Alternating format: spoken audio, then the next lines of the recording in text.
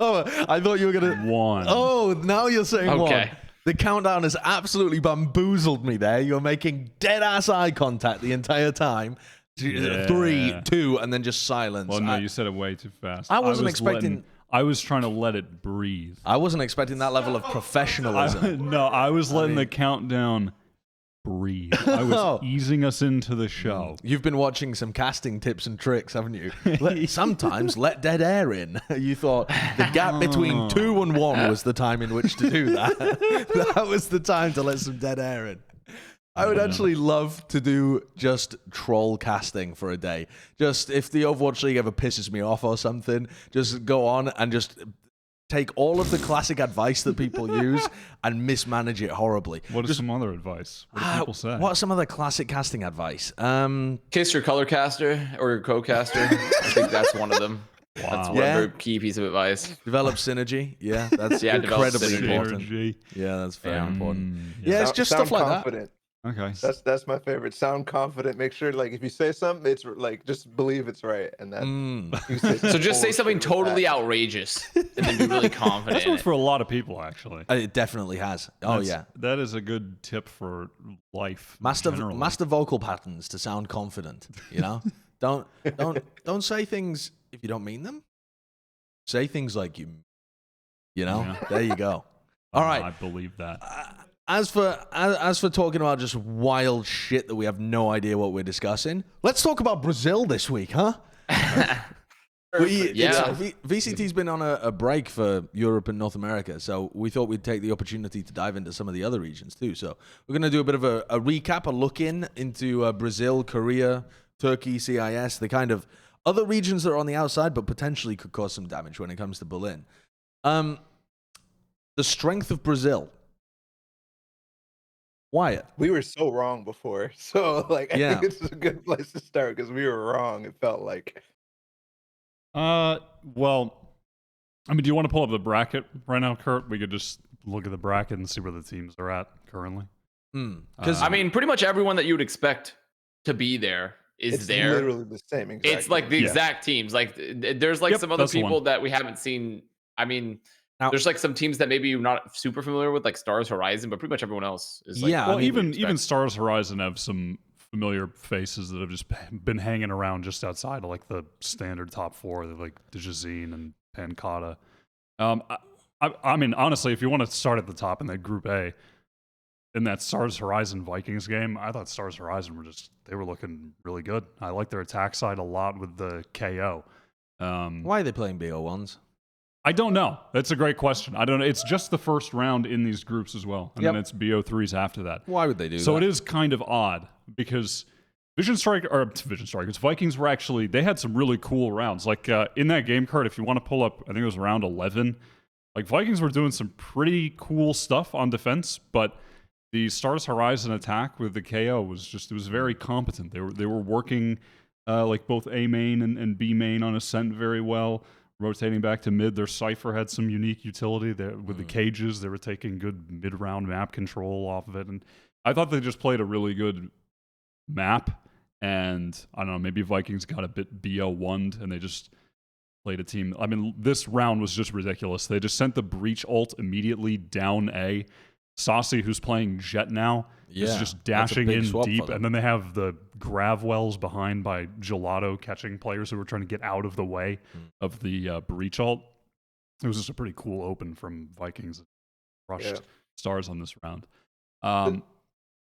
This is cool. Number one, they're playing Breach, which I guess it felt like Brazil should have been playing Breach back in the day because they usually were playing Raze and Jett like all the time. But I don't know. This is the first time I'm seeing them play it. And yeah, this play specifically, they acting like they're doing the regular A main shit with their Breach, where they're Breach ulting down, but really they're pushing up Cat and they add Astra, where everybody's playing Astra in Brazil all of a sudden. And I guess they're just like, oh, well, we missed the boat, so let's hop on at this point. Yeah. So, which is kind of tragic because they've started picking up on this as everyone else is starting to jump off the boat again as well. So...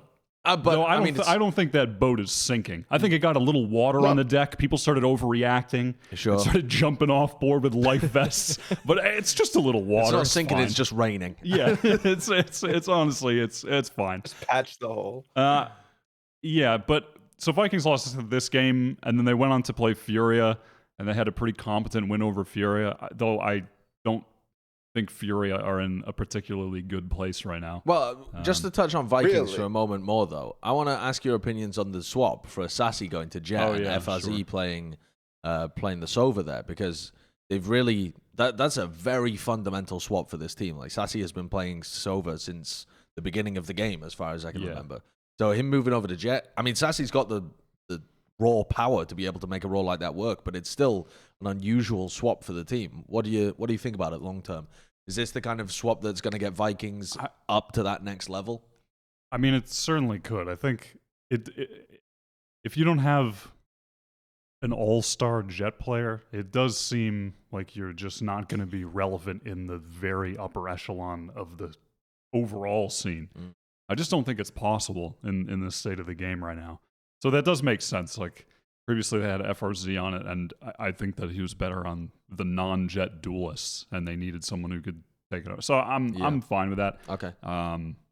Yeah, I think it was a good swap. I mean, I think they're playing better comps in this tournament, period. Like they're playing the best Icebox comp. They're playing better comps on Ascent. I mean, I think, I just think that their comps are better right now. Okay. And having Saucy in a position to kind of pop off on Jett. Would you speculate that directly comes out of Reykjavik? Oh, for sure. Like the added playing Astra, the Sassy moving to Jett, like that kind of shit? For sure, yeah. Yep. Completely unrelated. Completely unrelated to that fact, I think. It could be. It could be. It could be, but I don't think that is the case. There's been a big patch right? change. It's theoretically possible. I just wanted to make sure, Theoretically. Well, I do think, remember at Reykjavik, we were like, oh, why the hell aren't they changing their stuff? Like, we expected them to, because otherwise they weren't going to do well, or they just don't have the time. It does feel like they're, from Challengers 1 to Challengers 2, they even have been trying to implement, like, the breach, for example, that I mentioned earlier. Like, so it feels like they've got over this idea of, well, we don't have time to implement it, and we're just going to implement it right away instead. And I think that will help them for sure down the line. All right. I interrupted you as you were going to transition into Furia. Please, by all means, because Vikings played Furia twice in their qualification run so far. They played them in, like, I don't understand the format in Brazil, but they played them in what I thought was Challengers 1 and then in Challengers 2. Is that right? Is that how it works? Yeah. Yes. Pull up the groups for a second before you bring back that hot take of Fury. Dude, they, for some reason, in Challengers 1, okay, this is Challengers 2 right here. They played not even the open qualifier, just the main event. In Challengers 2, which is what they played Challengers 1 for. Basically, it's like the OG Stage 1 North America thing where there's 3 challengers. Challengers 1 does nothing except qualify you for Challengers 2. So they played exactly this bracket in Challengers 1, pretty much.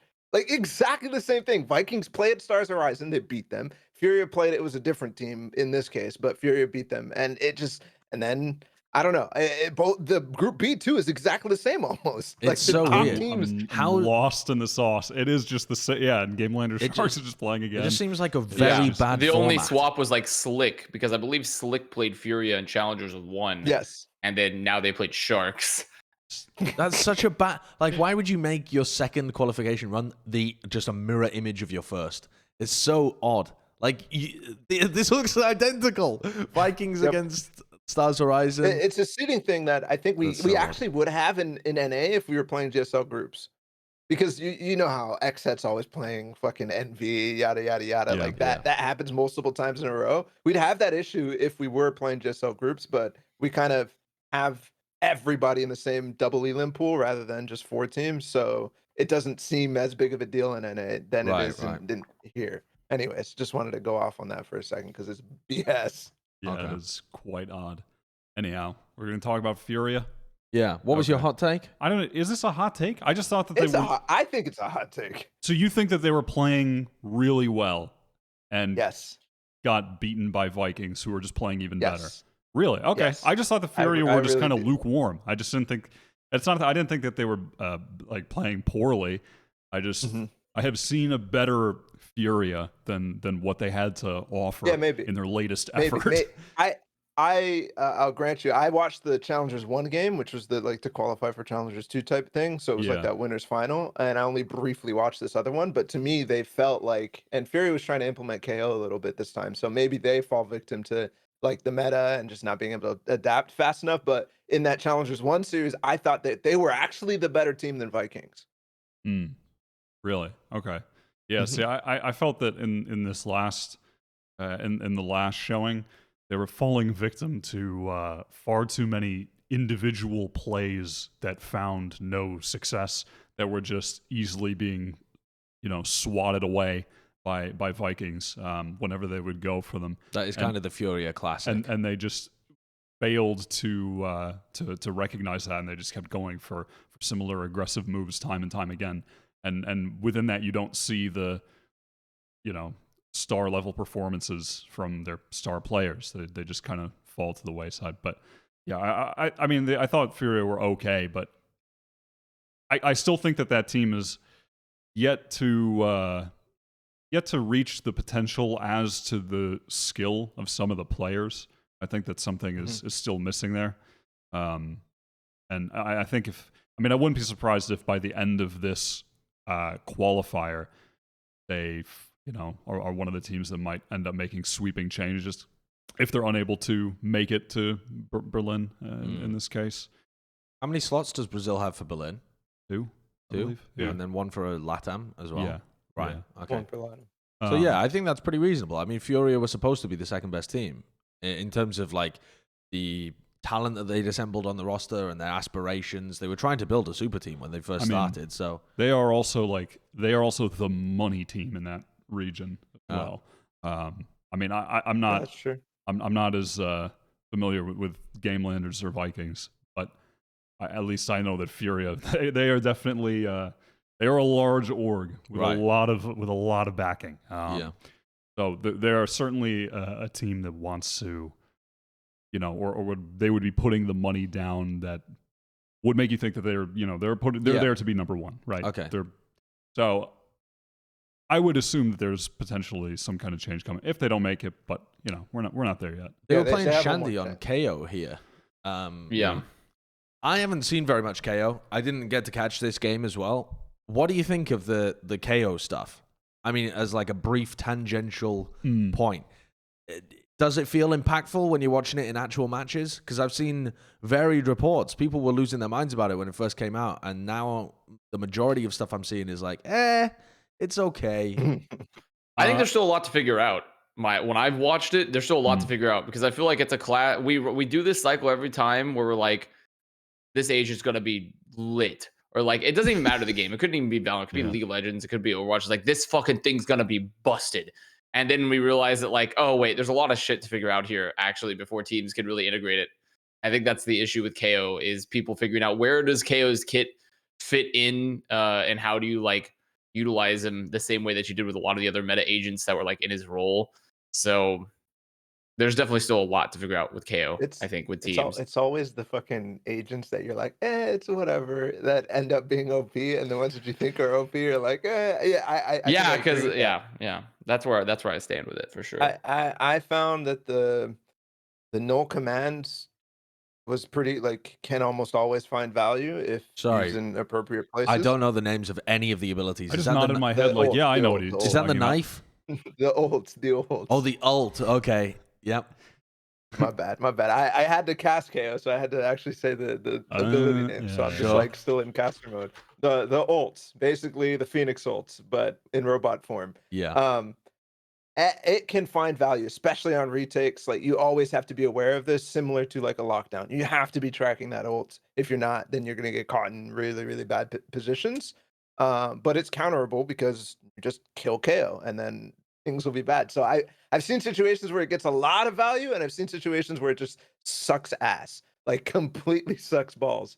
The knife, on the other hand, seems actually relatively underwhelming. I've seen some people who use it really, really well on defense, where they're like throwing it at themselves, at like their feet and shit, like as executes are happening, and that kind of can mess things up. But in general, you can timing it, so it's not being a factor in a lot of executes.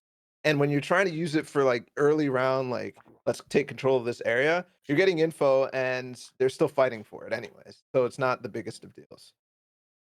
Okay. Yeah. Interesting. The 0 Interesting. point is definitely the thing of contention because I like, You and that, by the motherfucker, way, what is the fuck knife. 0 point. That's the knife. The 0 You know, point. not to Son be of a confused with the bitch. flash What is this, drive or the Fortnite? fragment.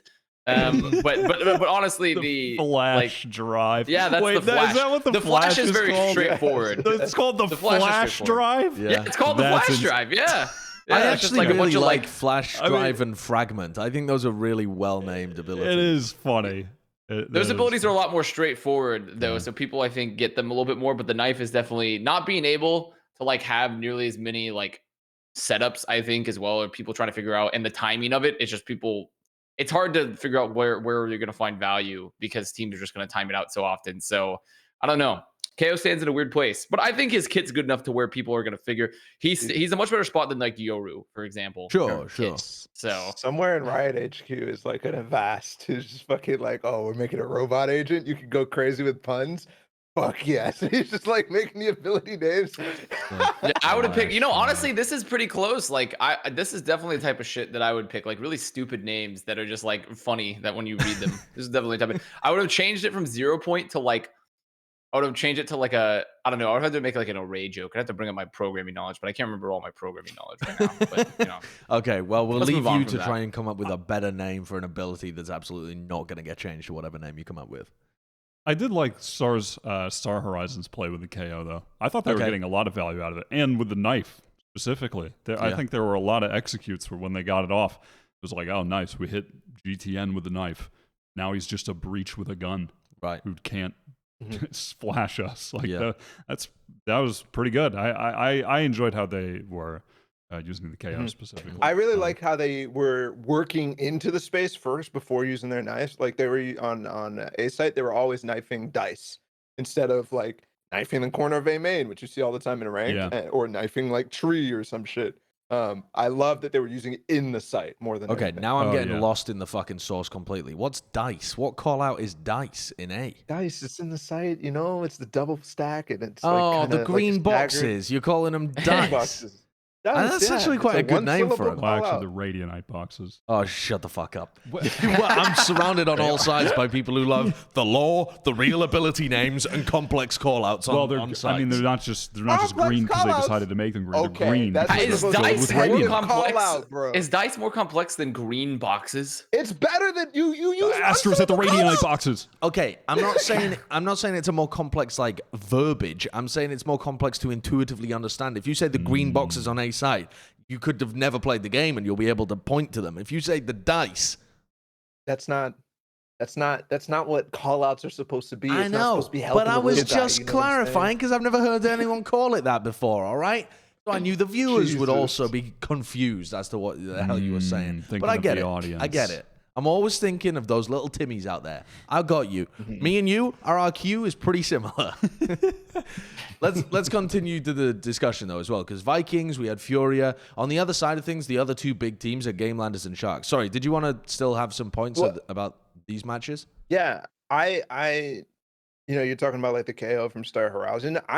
Honestly, again, I thought the Vikings in this best of one was honestly like the stuff that I saw was much more exciting to me than anything I saw from Stars Horizon. So like, I think that Vikings has shown good level. I think that Furia has shown good level in Brazil. And there's like specific rounds where Vikings has done stuff that I'm just like, wow, okay, cool. Like for example, they're deep as fuck. I think maybe no. This is. I think it was like the last round. KO is ulting into site on A. GTN is stuck in the back of site, and he's like suppressed. Like Wyatt said, he's just like a fucking not a breach. Like he has just only his gun. And you have FRZ way in A, just straight up ult down the lane and kill the KO. And then all of a sudden GTN's back and they're flashing and he's doing whatever. Like all these things that seem to me like so prepped and plans. Which I honestly have not seen out of Vikings before. Okay. Thus All right. begins the Viking overhype again. Thus begins, and we're gonna eat our words once more. I think You it's know? potentially more interesting when you have like someone come to challenge Vikings, because Vikings won Masters 1, they won Masters 2, so I'm interested to see whether anyone can really step up from the other teams involved to like elevate the level of Brazil. Well, if a team is going to step up, it's Gamelanders coming back to reclaim the Yeah, I throne. think it's gonna be Gamelanders too, because also Furia has a pretty gaping map whole problem right now where like they just can't. Yep. Yep. Yep. Keep going. I mean, You know, I started to think about what I was saying as I said it. I was like, "Fuck it, just gotta do it. Just gotta finish it out. Just power through. Just gotta power through that one." Yeah, their icebox is pretty meh currently. For Furia too, which also hurts them in terms of like figuring out just like they're currently, you know, just working out their own issues, but also their icebox being really not good. I think they're like total percentage wise on it is like their average win rate like 50%, Right. which is like, yeah, their icebox is bad.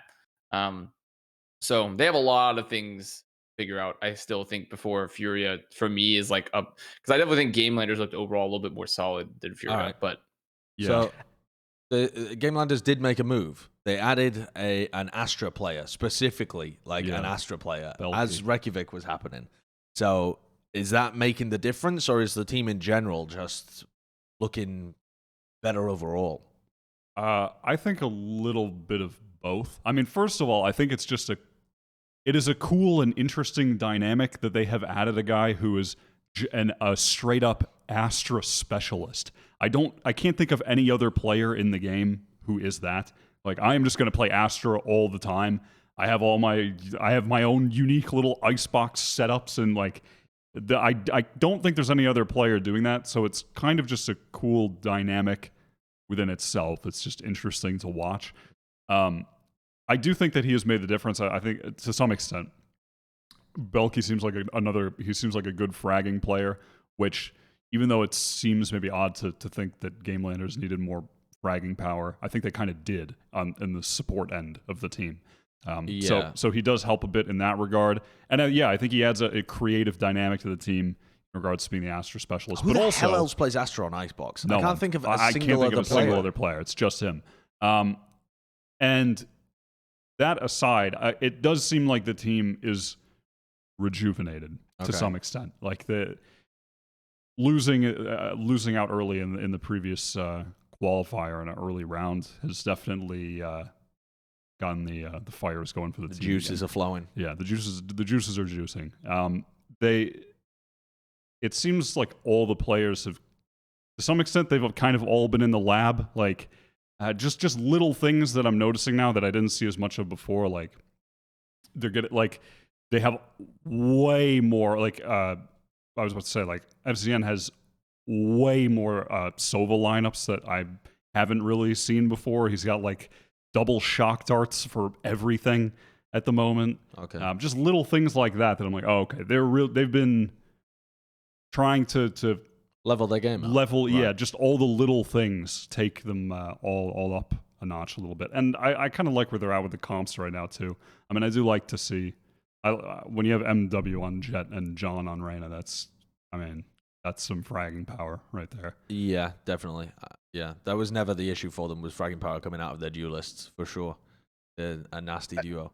And they did beat their Kryptonite team to qualify, right? They beat Sharks 2-1, who have previously been a big issue for them, was getting past Sharks a lot of these situations. I mean, it's one of the reasons that Sharks was able to qualify, was that Game Landers would beat a bunch of the other Brazilian teams, and then Sharks would beat them, and it kind of cleared a bit of a path for them that they had this rivalry. To be clear, they still have to beat Sharks again in another best of 3 because of the stupid group situation. So who knows? I didn't watch this game on Icebox. I watched the series prior to that. I was not impressed. I was not hype. I was not excited. I don't know how every time Uzera gets like crazy hyped up, I just don't think he's all that. I really don't. I do wish that he was playing less Raze and more Jett, and I think he did that in the prior series. Just because I don't think Raze is that good anymore. Like maybe on Bind and Split, but other than that, like, yeah, I don't think this team is all that. To be honest, I don't think that they're a team that's going to make it to Berlin. Why is that? What is it that you see that you're not a fan of?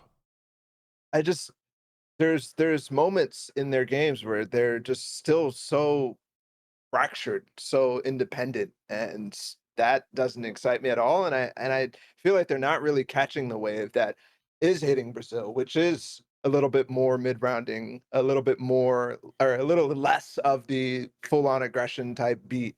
And Gamelanders is the one team that I'm just like, this is the same thing, you know?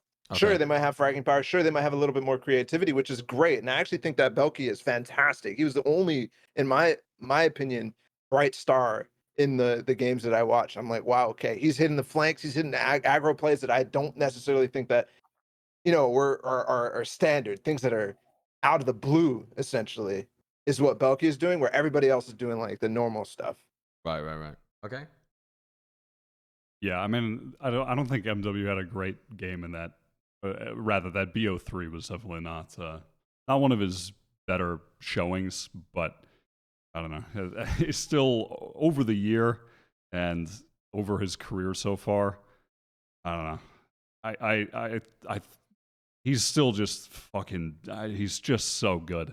I don't know. I can't take the one BO3 because that was one of his worst BO3s this year. But then also when it's like, okay, but then also he drops like 38 against Vikings in a map. Like, okay, he's still.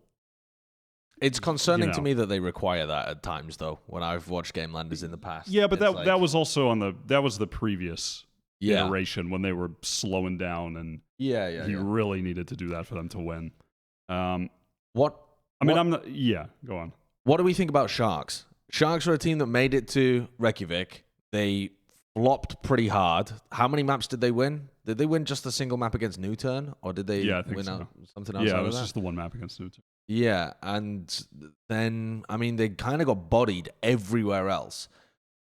Does there look like there's a future for this team? Were they a bit of a not a flash in the pan because they were around for a little while in Brazil, but it's not like they've been a mainstay all the time. They rose up as like what were they called, Squad 5 or something? Then they got signed, and now they made it to Reykjavik. That's a bit of an accomplishment, but do they have what it takes to be able to iterate and actually stay at the top or improve from this? I think they're doing okay. I mean, I feel like they're meta wise, they're at least not like behind, right? Especially like when you so overall, like they don't have a huge roadblock in terms of just like we're only playing. Granted, not that playing Omen is actually necessarily bad at this point anymore, but they're definitely on the Brazil Astra kick currently. So they just feel. I mean, they kind of feel like how I felt about Sharks before. Because when we were heading into Reykjavik before this, and they were doing the qualifiers and everything for that, like I didn't feel like huge about Sharks before this either. And they just kind of like squeaked in at the end by having like a couple pop off map. So that's kind of how I feel about Sharks currently, where they feel like they're going to be towards the top of Brazil, and they have like some very strong fraggers, and like once again they're like not doesn't seem like they're behind on the meta necessarily, but they can't like Gabashi is still crazy. Like Gabashi's still like really really good on Jett, but and I still actually really like Light too. I think Light as their Sentinel player is still like because he was one of the better. If I remember properly, I believe he was one of the better parts for them in at Reykjavik. It Was was to Light, me, yeah. yeah, and so I still think they have some like solid pieces, but I feel like it's kind of like what Balla was saying about Game Landers, where they feel still very disjointed comparatively to all the other teams. So Seems like a big I'm growth point for the whole of Brazil to really get nailed down that like teamwork and not just teamwork, but like making the right percentage plays. When I watch a lot of the Brazilian rounds, it feels like people go for stuff that is absolutely not advised. They're taking duels that if they lose them, they just give up a huge area of the map, which is you need that discipline and that understanding that you need to sometimes fall back and not just fight all the time, which seems to be a bit of a growth period for the game. Sharks felt like they were trying to put more on Gabish's shoulders than anything, because Gabish like he's not playing the Viper on the bind anymore. He's playing Jett pretty much full time. And they also made a rule change where Light is now playing Sentinel. He was playing their Omen last time, and Fra is playing Astra. So, was Fra even on the? Yeah, he must have been, right? This isn't a roster change. I just don't remember Fra's name for some reason. Either way, I can't remember what I believe he was like. He played a decent amount of he played a lot of Sentinel before them previously. okay, yeah. So they I swapped believe. Light and Fra basically. Might be And wrong on that. it's okay. It's just it's just okay. Like I think I agree with everything, which that they have the same sort of pacing issues and kind of just go for it with President and Gavish in some scenarios. I don't want to say that they're completely falling into that trap though, because in general, I felt Brazil as a region, this is Vikings, this is Furia, this is everybody, did they were on the train of moving forward and playing a little bit more coordinated with less of the 10% plays. It felt like they were really slowing the pace. They were trying to figure out, they were making calls based off of what was happening in the game and what abilities were being used and stuff like that. So I don't want to say that it's fully, I feel like they're in like that Korea space before Reykjavik, where I'm like, well, there's some teams that are starting to figure out, but it's not that great yet. Sure. Okay.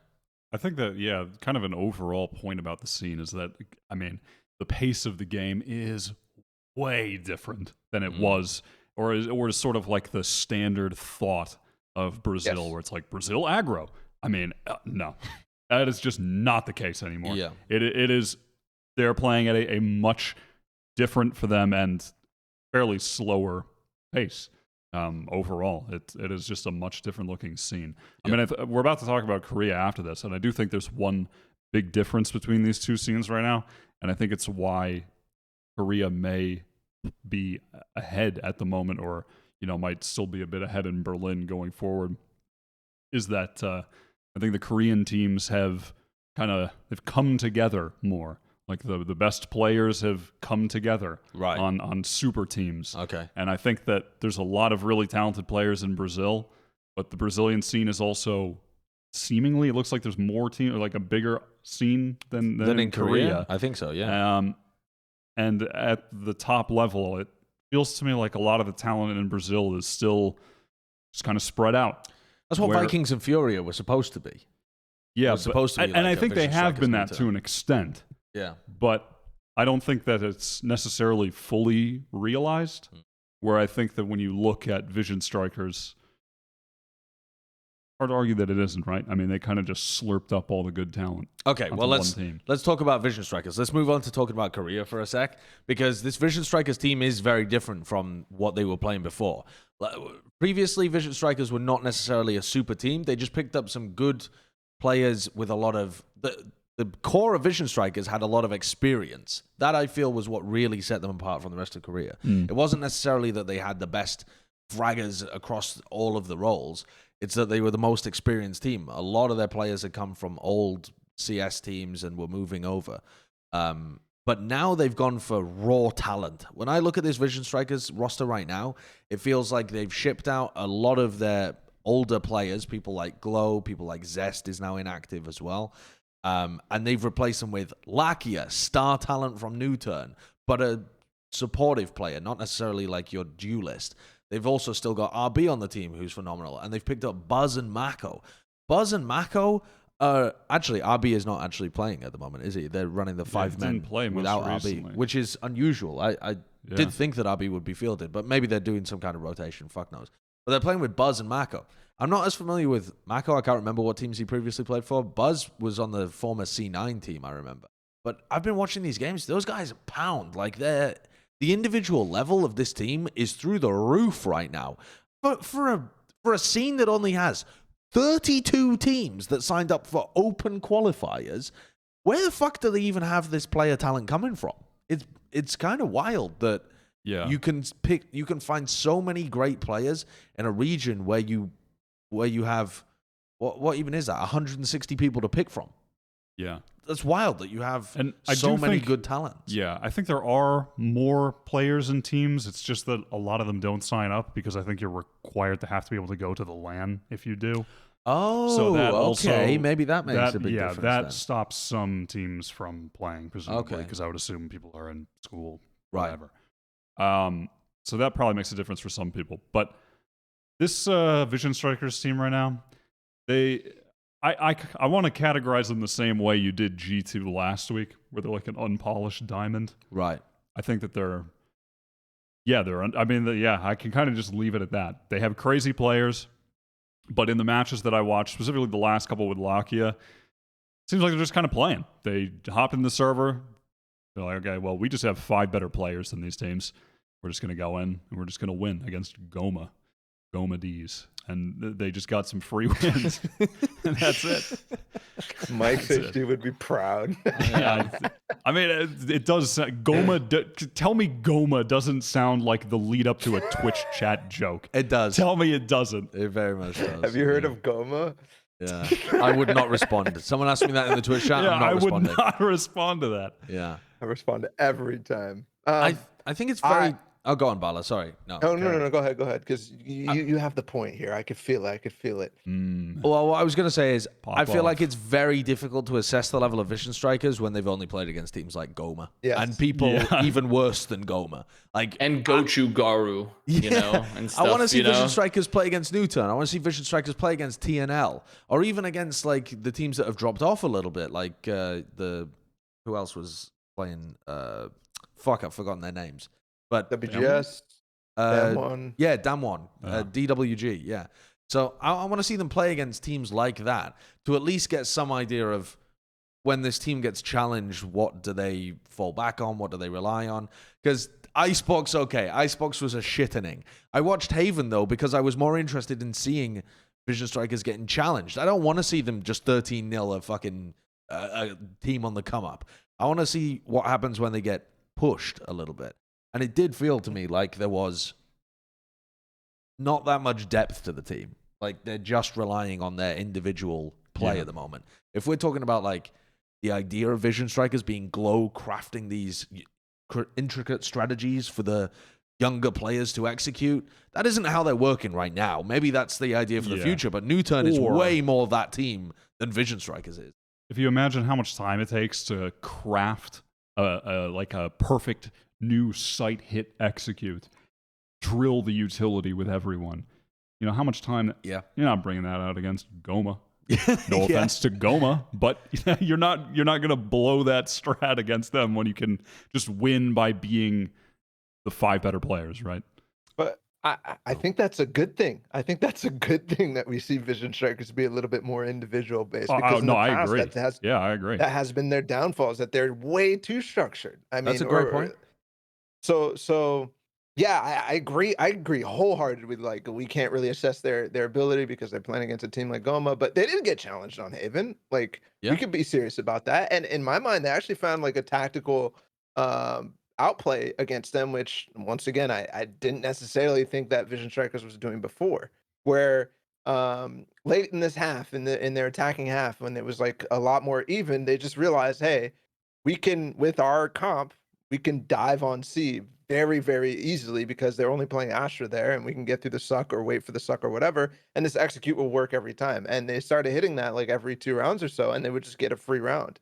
So that type of stuff was like the good part for me. And it wasn't that they were always they were taking map control and reacting. You know, that hasn't been a thing in the past for Vision Strikers. It has been very much only NUTURN doing that in Korea, and for that reason, we rated the region as pretty poor. Now, I don't necessarily think that that's the case. And I even think that Goma did a good job at that as well. Yeah, I also think that even though they didn't really get like, they might have blown teams out on Icebox, or I think they're a Sint when that was a close one. Their Gochu Garu game was actually a little bit closer, but they still had different looks too. Because when they played Haven before versus Goma, they were playing like Omen, I believe, and had like, and they had a Sky. But then they swapped for their next Haven game against Gochu Garu. They pulled out the Sky and the Breach, and it was actually pretty decent.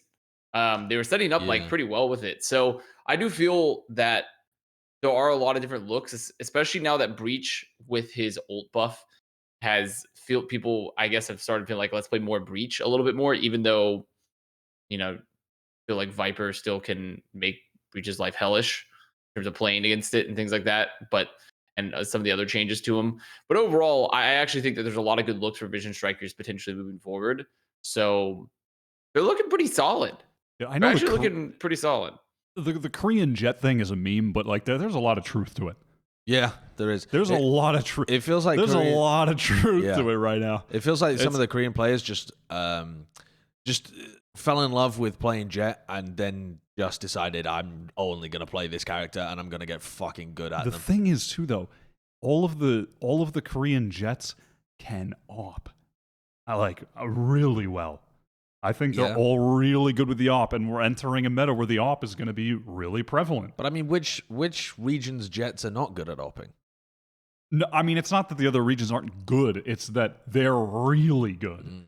That's my point. Okay. But also, I mean, it is kind of odd. Where does this leave RB? Is he just on the bench? I mean, last they had him, he was playing Sova, and now he's going to, and then...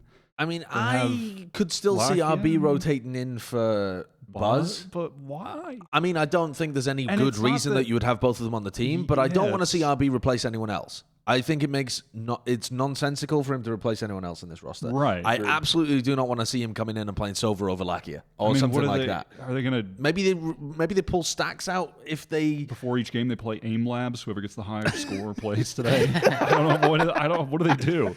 I don't Because they know. have to, both of them are really good. It's just... Ship RB off somewhere else.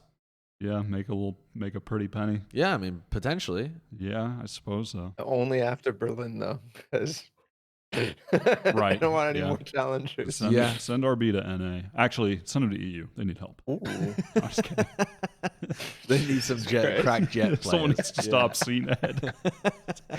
I feel pretty good about this team, though. I think that this is very exciting for the Korean scene, that there's a potential rival to NUTURN. And NUTURN look a little, I mean, we'll talk about them in a sec, but NUTURN on paper look a little weaker without Lakia. And this Vision Strikers team on paper looks pretty nuts. So I could see a world in which, Vision Strikers and NUTURN are the two teams that end up going, and they're pretty damn competitive. Are they a super team though? Is Is it a lock? Is it a lock for them to go to Berlin? I mean, we haven't seen Yes. the. I feel like we had it was still pretty Yes. early on, right? More than likely, Yes. Yeah, It's probable because there's not that much competition, but Yeah. I didn't watch the TNL games, but apparently TNL are doing very well right now as well. And so when I was reviewing some of the games last night, people in my chat who had been watching more of Korea than I had were saying TNL might actually end up going to Berlin ahead of a Vision Strikers or a NUTURN, which I don't know because I haven't watched the games, but It's I could see only- I could see a system like, or I could see a certain situation like that now that there's two slots. Vision Strikers. Listen, I think it's very. I didn't watch TNL. Maybe they're really good. NUTURN are still solid. It's possible that right now, maybe those teams are better than Vision Strikers because Vision Strikers still unpolished. Okay. But it's only a matter of time. Okay. It's only a matter of time.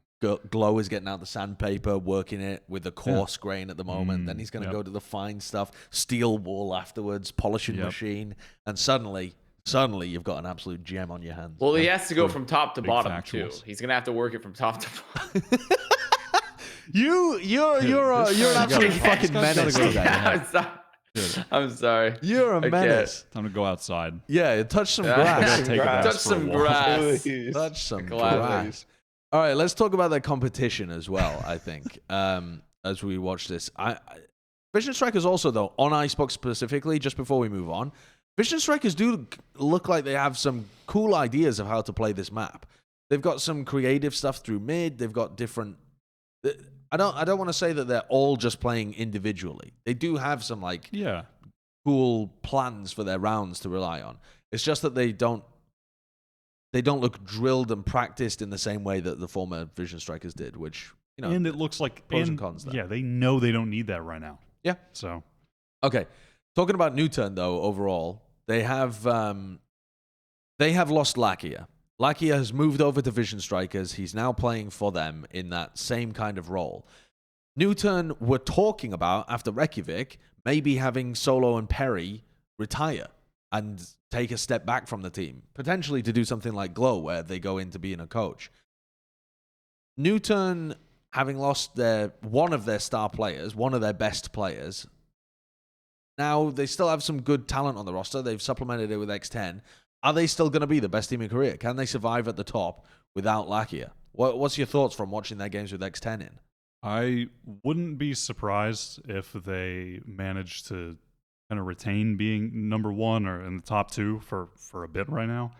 I do really think it's only a matter of time with Vision Strikers, though. Okay. And honestly, I thought that X10 slotted in pretty nicely. I mean, oddly, I actually really liked X10 when he was playing Reyna and was entrying, even though he's traditionally a Sova. Yeah.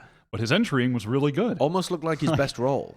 Yeah, that was surprising, but cool. Oh, this play was so cool. The yes. boost over top in mid, and then they just split onto A. Oh, but the real takeaway for me from this game is that this guy Hyuni is the one. By the way, this guy is I'm not kidding. This guy at one point is going to be on. At the very least, at some point, he is going to be on a team that's representing Korea at an international LAN, if not on the best team. He is the one. Well, it was this map, wasn't it? No. It was Bind, on Bind, right? he went It was on 31 Bind. and 7. And then on the other two, despite them getting kind of clapped on the next two maps, he's still top frag for his team by like a lot on both. And then if you go back and check his other games, he's played only 5 matches so far, I believe, maybe 6. And all of them, he is just pounding. Korean Jett. This guy, no, but he is like the Korean. This guy is the one. I'm telling you, Yeah. he is going to be the fucking guy for Korea at some point. He's so good. But fucking Hyuni aside, and how good that guy is, I do think that NUTURN were still looking pretty solid. Honestly, I was satisfied with their level. I think that on Bind, they got Their asses got eaten rolled by Hyuni. When he was on defense, I mean, NUTURN started every round 4v5. Yeah. He just killed someone with the AWP at the beginning of every round. He But had also, like 2 kill per round for the first Yeah, 15 rounds. it was or something. ridiculous. It's crazy. I think NUTURN were kind of, I don't know, they were a bit lackluster to me aside from that, though. Like, I think that they were playing a pretty straightforward game. Almost every single round on attack was, we set up for B split, we set up for A split, and then Hyuni just kind of, he would find the opening somewhere. Yeah. And I felt that they were playing pretty straightforward. I feel that they haven't really changed anything on Bind, and I think they might be in one of those situations where it was their best map by so much, they could pretty much just beat everybody on it. In Korea, for sure, they could just beat everybody on it without even thinking twice. And now it's been long enough that, all right, we got to hit the lab on Bind again and offer something new. They were clearly behind the meta when it came to Reykjavik. I mean, Bind was their best map, and this is the team that finished in 3rd place, right? At Reykjavik. Mm-hmm. And yet they only won Bind against Sharks. So that's like any time where a team was comfortable taking them to Bind, they outclassed them massively. I think they only played it 3 times. They played it against Sharks, they played it against Sentinels and Fnatic. And obviously Sentinels, Fnatic are the 2 other best teams in the world at Bind. Fnatic because they look like the best, and Sentinels because they're the best team. Yeah. So, all right, maybe that's an unfair comparison, but NUTURN got clapped in both of those instances, and it was a clear, like, meta diff. Like, you are behind the meta right now. So, I do think that it's almost inevitable that NUTURN has to shift their Bind setup if they want to stay ahead. Otherwise, they're just going to get caught. They also... That comp with a Sova and a Breach does have tools to be able to push an AWPer away, and yet they just challenged Hyuni constantly on when he was AWPing on defense when they were playing on Bind. I mean, I'm not saying that Hyuni got it easy, because he didn't. He was always in the right place, and he was working the map very effectively, and he was popping the fuck off. But it did feel like a bit of a problem from NUTURN to not be able to identify that and shut him down with good utility, or like increase the pace on the side like that. They lost their heads when they realized that they were playing against a young god. Yeah, it definitely felt like they should have had the tools, but at the same time, that guy is like, Wyatt says the truth. Like, this guy is nasty. Like, no matter what, he is finding something, and it doesn't matter what range he's at. It doesn't matter what situation you put him in. So I didn't really fault them for that. What I did fault them for was Solo. This man looks like a very weak point on this team right now.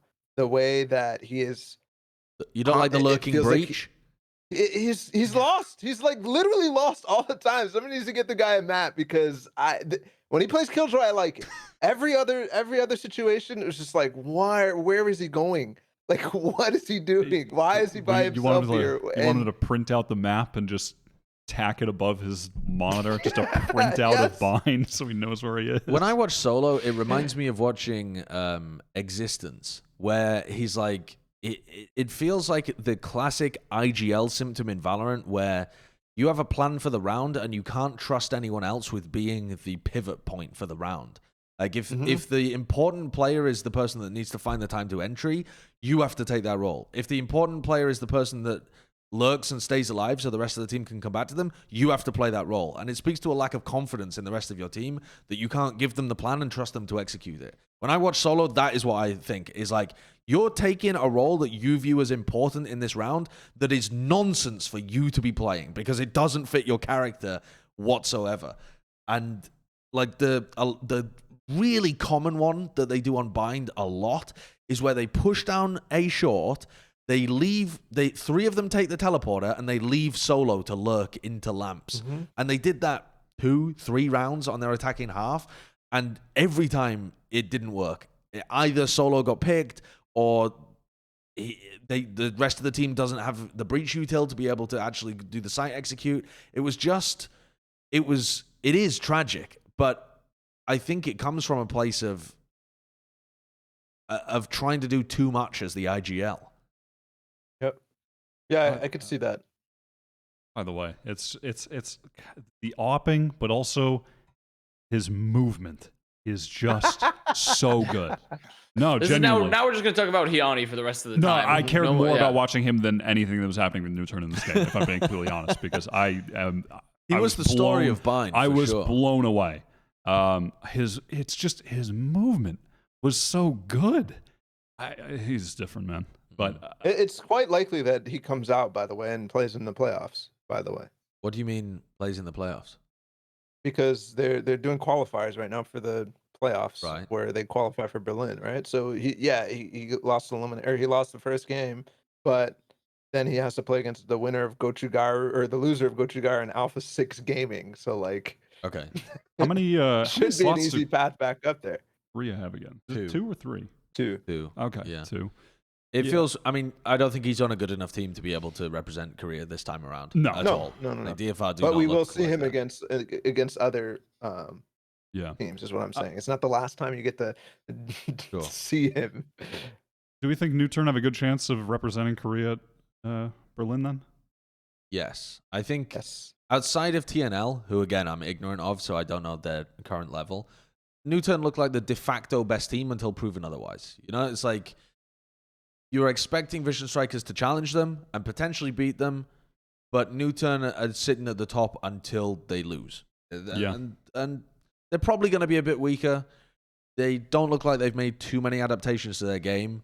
And it almost feels like the Vision Strikers situation before, where they're at the top, but you're waiting for someone to surpass them. And that's kind of like it feels like a cycle of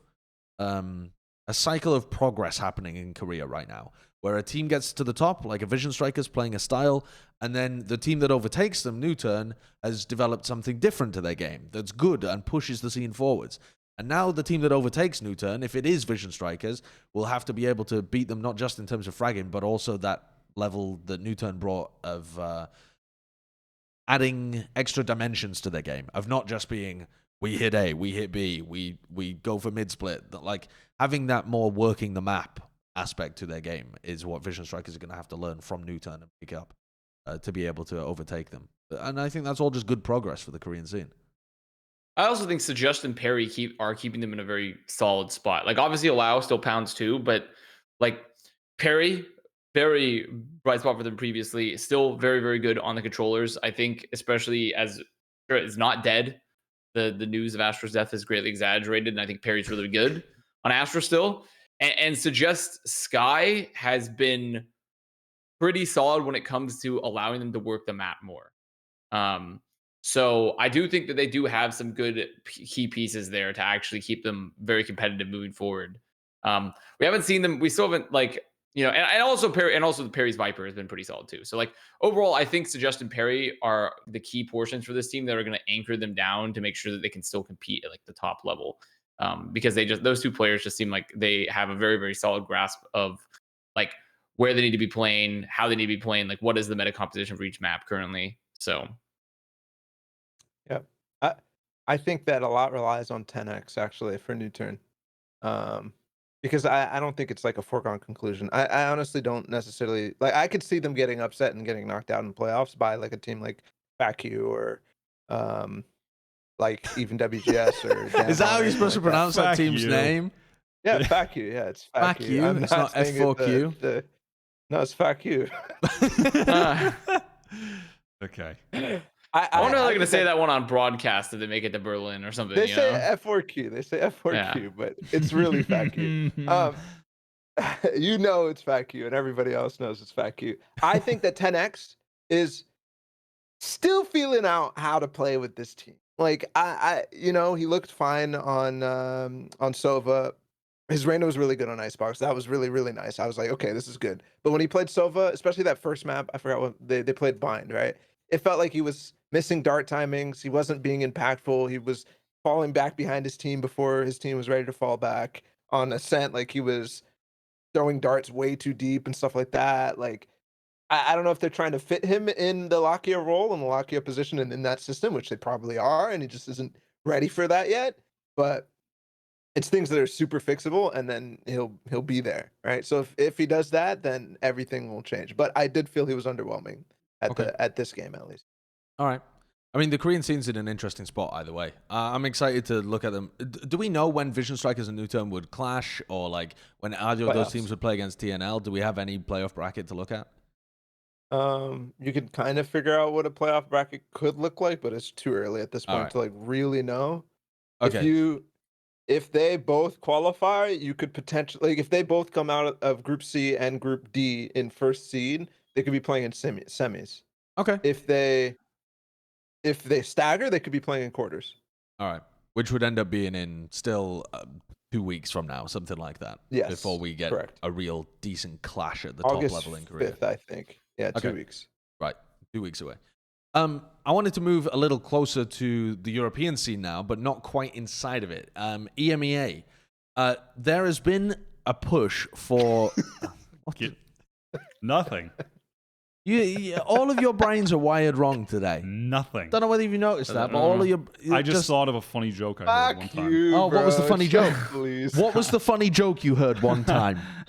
I forget. You forgot it. You recalled it and forgot it within 5 seconds. I forget what it was. Oh, okay. There's been a Turkish super team that was formed for Berlin. This was partly as a result, I think, of the fallout from the original Heretics roster blowing up. So from the original Heretics roster blowing up, you got G2, you got New Heretics, and you got New Ascend, all making, this big mess over in Europe, of which, Ascend and G2 are looking really good right now. On the other side of it, too, you got Power, the former Sentinel player for Heretics, joining up with Russ, the guy that was kicking ass over in the EMEA finals previously, and Turco as well, and along with 2 players that I wasn't as aware of. Izzy, who's like the Turkish Jett player that's supposed to be trying to rival CNED, and Brave, who's playing smokes for them. So this Turkish super team called Supermassive Blaze has just beaten out Footballist, Oxygen, BBL, the other teams that were trying to qualify for EMEA last time. So it seems very likely that if you're interested in like the teams that are going to make it to EMEA finals and the teams that are going to try to push for Berlin, Supermassive Blaze is the team that you should be looking at from Turkey. So I looked at one of their VODs yesterday when they were playing against Oxygen, and they have a lot of talent on the team, for sure. But it's still a little sloppy. I'm not convinced that this team is going to do amazingly. I'm not buying into the Scrimbucks early on. So I said that they would land somewhere around 5th probably if they were playing in Europe right now, like underneath your Ascend, G2, FPX, Guild, Fnatic kind of teams, like somewhere just underneath that, maybe 5th, 6th, something like that. But they do definitely have talent. I mean, if you just look at the stats page here as well, across a BO5 series, they're like plus 25, plus 26, with Izzy and Russ above their opposition. And Izzy there as well, 21 first kills for 14 first deaths. The guy, he can play Jett, and he can entry for them for sure. Some good headshot percentage. And he plays Vandal as well, and he's popping with the Vandal. So I don't want to show Wyatt these clips, otherwise it's going to get him back on his Vandal copium. But I just wanted to take a small point in the episode to just check in with Turkey and say that they do have a team that they've put together to try and rival the top European teams, but I don't think they're there yet. They are quite a young team, though, so they might develop over the course of this. Maybe by the time EMEA rolls around, but otherwise it's a little cool. How does Oxygen look? Like the people they played in the grand finals, and because that was the best team last time, right? Or Footballist in were the EMEA? best team last time. Well, yeah, Footballist, they were the Oxygen kind of squeaked in. But think. Oxygen did No. actually go deeper in the EMEA That's run. okay. Yeah. That's So what I'm yeah, saying. I guess overall they were the better team last time around because they made it to like semis of EMEA or something. They actually had like a Mhm. Yeah, they reasonably lost good to Liquid. performance. They look all right. They look all right. But I think the same issues that we saw from the Turkish scene are gonna rear their heads again. Where it's a lot of fragging, a lot of overpeaking, a lot of looseness to their play, but their AWPing is fantastic, their entrying is good, and yeah, like overall their individual level is high. They just rely on it a lot. I'm hoping though that Supermassive Blaze might end up being a much more well-developed team because they actually took the coach from Heretics too, Hanny, who was previously coaching that old Heretics roster. But like the Oxygen players are still decent for sure. And the Turkish scene is trying to play a lot more of the new meta stuff. Whereas previously they were basically just like lost. Turkey was way behind the times. So was CIS, honestly, in terms of the comps that they were running. It does feel like Reykjavik has pumped the meta into people's veins. Because we've got Viper, Astra, Sky all over the place for these teams. And a ton of Sage being played all over the place too. So yeah, I think Supermassive Blaze had a number of decent looks, but I'm not selling the scrim bucks like we were at the beginning of Reykjavik, where we were wondering whether the Turkish team come in and dominate or something. But they still do look good, and Izzy's definitely something to keep an eye on. I think Really all did the minor scam teams we people with kind of the have to scam. like be careful. Sorry, go ahead, Balla. No. Go ahead. You were actually making a I- point. I was just fucking bullshitting. Oh, you're just gonna make a meme. I mean, I was just gonna say we should all be careful about before we get on the hype of any team. We should all be careful, except from like maybe Korea, because at least they had some solid performances in Iceland. Like we're gonna have to all be careful. We're gonna have to monitor ourselves to not be like Vikings are looking amazing. You know, we're gonna have to be careful because we just don't. You know, they haven't actually performed yet at an international event. Yeah. I do think though that the advantage of the Turkish scene now is that they have had some opportunities to go up against EMEA teams. You know, like they did play against them last time. That's scrim them. Yeah, but I think you need that match experience because we still makes a difference. Yeah, it's the Turkish and CIS teams have been doing very well in scrims for a long time, but they weren't able to actually translate that into winning EMEA. Oxygen and Gambit went relatively deep, but they still need that breakthrough where they actually get somewhere super deep in the tournament. It honestly does kind of feel like the scrim bucks are relative to how they play. So back in the day, NA teams sucked ass at scrimming. Like they were good. They would win the scrims and shit, but they would just like literally they would play to win instead of playing to practice. And I feel like sometimes scrim bucks are based off of teams that are playing to win the scrims more than anything else. And you see that when it comes to match time, where they're just not as good as everybody is saying. So I don't know if there's a way to read into that. Probably not. It's just probably bullshit, but the symptoms kind of seem to be a situation like that, I guess. On the other side of things, there's a CIS team as well. I mean, Gambit and CIS have been the number one team for a while now, and obviously they impress people at EMEA. When we were talking to Dapper and Shaz, they were talking about scrimming them and stealing stuff from Nats, who's been awesome. But there's a new CIS team that Na'Vi just picked up, who I think everyone who came from CS or follows esports in any game where Eastern European teams are good at all is going to be aware of Na'Vi. And Na'Vi have come into the scene picking up what is now the second best team. So this was a new roster that was formed in order to get signed by Na'Vi, essentially, picking up some of the players from like old school players that Angel has played with, like Dinksy and SSK. SSK, a former Fortnite player, apparently, which I wasn't aware of. And then Cloud as well, who's like the team captain for them. This looks like a team that's got some potential, but they don't look like they're going to overtake Gambit anytime soon. They got clapped in the finals. They got 3-0'd. It wasn't like Turkey, where the new team is the best team. The new team here is quite firmly the second best team. They're not really competing with Gambit in these either. They looked like they were a tier below, but still the second best team. They got 5-0'd, like because they played in the upper bracket final and then the grand final too. So yeah, it doesn't necessarily inspire that much confidence, but again, you have to think of like how far ahead is Gambit compared to everybody else. And Gambit have always been a team to me that when it comes to the matches that we're watching, they look like they have it there. They look like they have all the ideas. It felt like they were the most prepped team going into the NBA playoffs last time.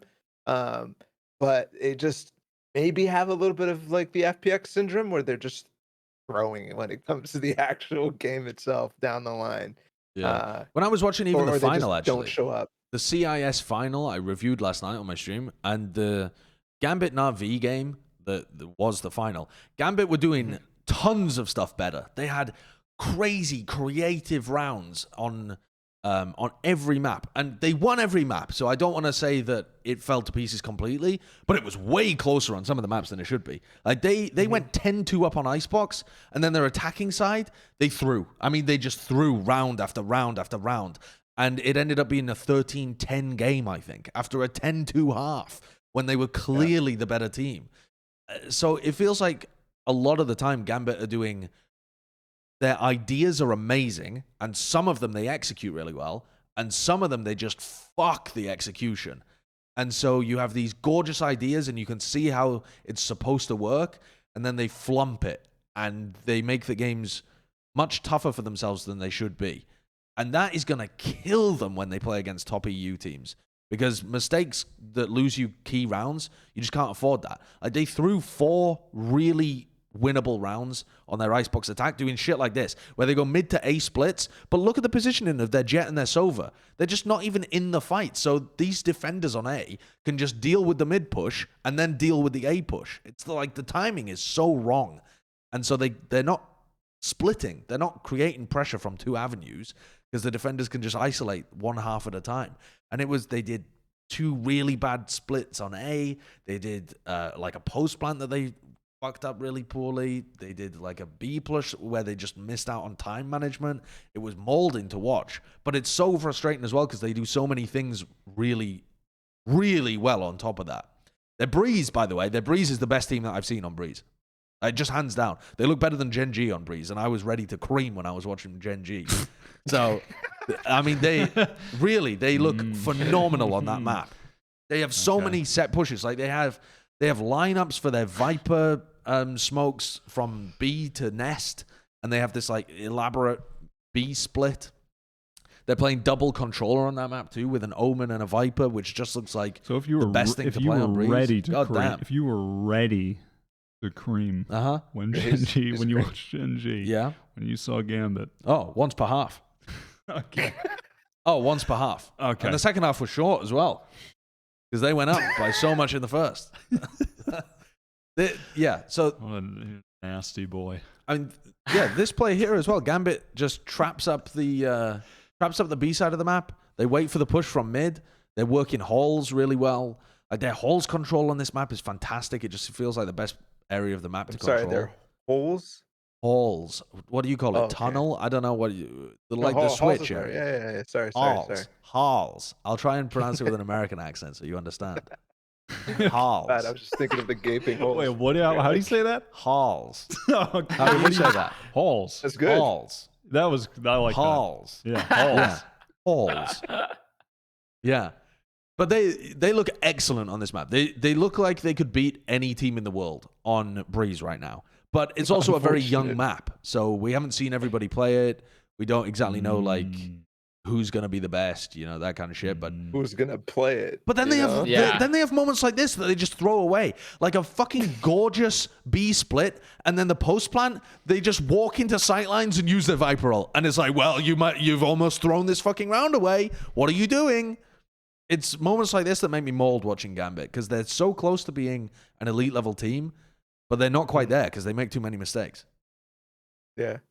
This seems like the second time now that they're good on the new maps, like godly on the new maps. Because remember, Icebox was like, holy shit, Gambit might be the best team in the world on Icebox. Yeah. And then now it's Breeze. They're just good at these big maps and also maps that they can use Cypher.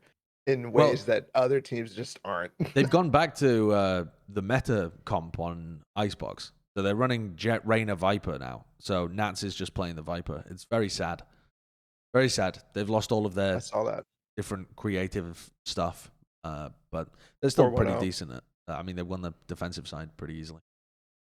Overall, though, CIS is in an interesting spot, but it doesn't really look like Na'Vi is going to blow your socks off. I mean, they only get one spot into the thing, right? I mean, it's gonna. No, they get 2. 2, I think. Oh, they get 2 this time. 2 in the EMEA. Or no, sorry, 3 actually. They get 1 more from the next one because Na'Vi has qualified and so is Gambit. Wait, really? Wait, CIS what? gets 3 spots at EMEA. Yes. Does Turkey as well? CIS and Turkey both get 3 spots. Turkey gets 3 too as well, yeah. So Supermassive and Oxygen have already qualified from Turkey. I didn't realize that's how the qualifiers work. It's- That's interesting. It's 8 teams from EU and then 3 teams from the other. And then where's the Wait. final 2 teams coming from? Because surely Wait. you have a 16-team bracket. Let me check. Okay, so yeah, it is 2. just 3 teams from CIS, Hmm. and then from Turkey it might be more. No, it's only 3 as well. So it's got to be 10 for me then. I mean, that would make the most sense, wouldn't it? Are they going to run a 64? No, 13-team it's- bracket? Dude, I'm Not lost on 13, this. sorry. I don't know. That would be 14, wouldn't it? I can't Only even do 2. basic Oh, maths. it's 12. Only 2 are qualifying from EU this time around. What? Huh? Only, It's 'cause we have what do you 12 mean only 2 from EU? What, 3 from Turkey, 3 from CIS, and 2 from EU? That doesn't add up to 6 12. from EU. 6. 6. From EU. Okay, that makes way more Okay. sense. Okay. Way all more So right, sense. 2 there we from go. this next qualifier because we already Right. have our 4 from the first. Okay. Just to cap this Right. discussion out about Na'Vi as well, when you're thinking about the best players on this team, it seems to me like Cloud and now I can't remember the SK7. yes, SSK. Cloud and SSK easily look like the best players on this team from the series that I was watching. SSK looks really good. He was playing Breach in the past when he was playing with like the Angel team, Party Parrots, way back in the day. But SSK is now playing Duelist, playing Jett, playing Reyna for them, and he looks good. His AWPing looks fantastic. His entering is good. Like the guy is just really skilled. And then Cloud is playing Sova, and he looks great too. Thinks he's pretty decent. Juno had a rough series, the one that I was watching, and Arch had some decent rounds for them. But if you're looking at like players to root for, if you're not a fan of Gambit but you want to follow Na'Vi, maybe you're a fan of them from Dota or CS or something, then I think you're looking at SSK and Cloud to really carry your team through and do some damage. Let's move on to EU overall then. Predictions. Okay. Prediction time. Okay, let's do it. The main Like event baby is on the getting horizon. freaking pushed through to do your tasks. Like, okay, let's go. Okay, me Yes. pred now. Time for my EU homework. Has VLR got pick'ems, or are we doing this? There's no pick'ems for the big It's brackets. open quals right now. Just checking the I bracket, see. seeing Checking what's the going bracket. on. All right, okie dokie. Most of these teams as well that are interesting have already gone through, haven't they? Well, 4 of them. Yeah. Oh, so Fnatic is still in this one. Yep. Liquid is still in this one. Yep. BDS BDS, yeah, and yeah. Rick's Briggs, Thunder. Vitality, some other interesting teams, sure. So yeah, the bracket should be semi decent. It feels like the NA number 2 is definitely more stacked. Yeah. I'm excited for NA number 2, EU number 2. I feel I'm like this okay, EU one is gonna. It seems like it's gonna be pretty straightforward, right? yeah. It looks like you got yourself. Oh, I mean, I guess NIP instantly, exists. I forgot about them. instantly finest NIP could be a decent match. But NIP are also playing with Eccles instead of Existence because Yeah. Existence is having injury issues. I don't know whether that'll really be the most high quality game. I could see finest winning that. I mean, What else? Have we got some other decent games? I expect Vitality to be. I mean, in the open qualifier, you have Heretics versus the winner of Freya and the Goose House Lunar. So Wow, no, that You does sound know? like a big match. Heretics have also lost Ardis because he's on. He's like said that he Health as well. was tweeting that he's been in and out of hospital or something. So, like that the Goose avatar. House That is Luna. a great, The dude. Goose These House. EU, These EU free agent teams, bro, they have the best logos every time. Like Summon FC had a god logo. Mega Institute has a god logo. This team, oh my god, they're just so good. This must be a community. There must be a community called the Goose House, and this is like their Lunar team. Surely. That's their public server. They Yeah, all go Their on and play lunar public team? Valorant What does that together. mean? They only compete when the moon is out? I don't understand. What does the Wait, lunar team mean? You're actually right. What the hell? Yeah, Goose I'm House telling you. Games. Grassroots esports organization home to the UK's largest Valorant community of 3,000 members. Wow, okay. Goose All right. That members. was a good call. There This you guy- go. Let's go UK Goose House. Of course it's a goose in a Oh, dapper no. top hat and a bow tie. Fucking Brits. Of course it would be. Yeah. Anything else in this bracket worth looking at?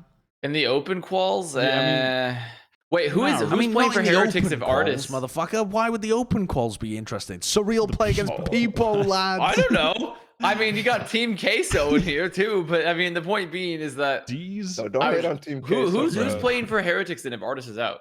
I can't remember the name of the guy. There was a VLR article about it It was earlier this week. I was remember just his good name. about to pretend I knew his name. Like Emilwa. Amelia or something. Huh. Right. I They don't were know. good. That was actually pretty good. Oh, Yeah, was there's it? not Okay. there's fuck all in the open qualifiers. Oh, so- wait. Yeah. Chakalaka would end up playing against Heretics to qualify out of opens. That could be Aren't they the interesting. team that beat them the first Yeah, time after they Chakalaka won beat first Heretics strike? like the old version of Heretics, or they played them really close. I can't remember whether they actually The beat them or not. storyline. But I think it was Yeah. that was the team that knocked them out. And everyone was freaking out because it was the first time an open qual happened after a tournament that we knew who the best teams were, and Yeah. everyone was like, "Heretics lost! Oh my god!" that was the one They're not where gonna make the Heretics Masters players run." were freaking that they thought Chakalaka was cheating, right? They were like, Yes, they were like all Yes, hiding it in was. spawn because they didn't want him to get a read. It was absolutely the stupidest game that I've watched. Some weird EU drama shit. Yeah. Okay. Anything from the close calls that is going to be interesting that people should be tuning in for? Let's scroll down a little because these games don't seem that interesting to me. Like the finest NIP game, okay, somewhat interesting. BK ROG Vitality against Vitality, against maybe, or BK Alliance ROG. Vitality. All right. Dude, this looks like a dude. profoundly There could be boring some- bracket. I'm not gonna lie, like a pretty boring bracket happening in Europe right That's now. because you don't. That's because you don't have the culture, bro. You're not locked in with the culture in EU, Yeah, bro. locked this could be in a. with the culture. This could What be is- a three-way. Like, who knows where Mega Institute lands? But this could be a three-way French. Like, I don't know what to Ooh, call it. with like BK ROG. I'll tell you Mm. what. I will say this: Cadavra looks like a fucking talent. This guy's been the best player on Alliance for a hot minute. Sorry, Alliance. Yeah, Yeah. plays for Alliance, Yeah. right? Yeah. This guy's been the best player on Alliance for a hot minute, and he's been carrying on putting up big numbers even when his team's not been performing that well. And I feel like at some point, someone needs to, if they continue to go in opposite directions where his team is doing worse overall and Cadavra's still doing better, they need to coalesce these French talents into a team that can do something at a top level. Because BDS is good, but there's potential in the French scene to make another team that could be up at the same level as BDS for sure and making it deep in these qualifiers if you combine like your BK ROG and Cadavra Agreed. and Mega Institute and this kind of stuff. Maybe under some kind of like French kingmaker. Maybe if MBK decides to get good at some point and play, who knows? Who knows? Maybe we Yes, could yes. see Hey, that. he's kind of getting shit bored of ranked these days. I'm seeing his Twitter. He's fucking pissed. Yeah. Okay. Might be time. Coming out of other news coming out of North America that affected Europe recently as well was an interesting interview that Dephh did on the Showstopper podcast with Upcomer. It affected Europe. Well, maybe it didn't affect Europe, but Europeans were up in arms. it affected the European storylines. Let's put it like that, because Dephh was Earthquake saying with this news.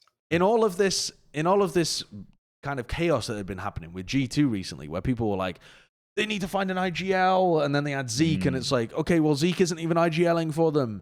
They did apparently reach out to Dephh, who's a UK player that is in North America right now, lives in North America, has his life in been North for America. a while. Yeah. So And they reached out to him to try and lure him back to European soil.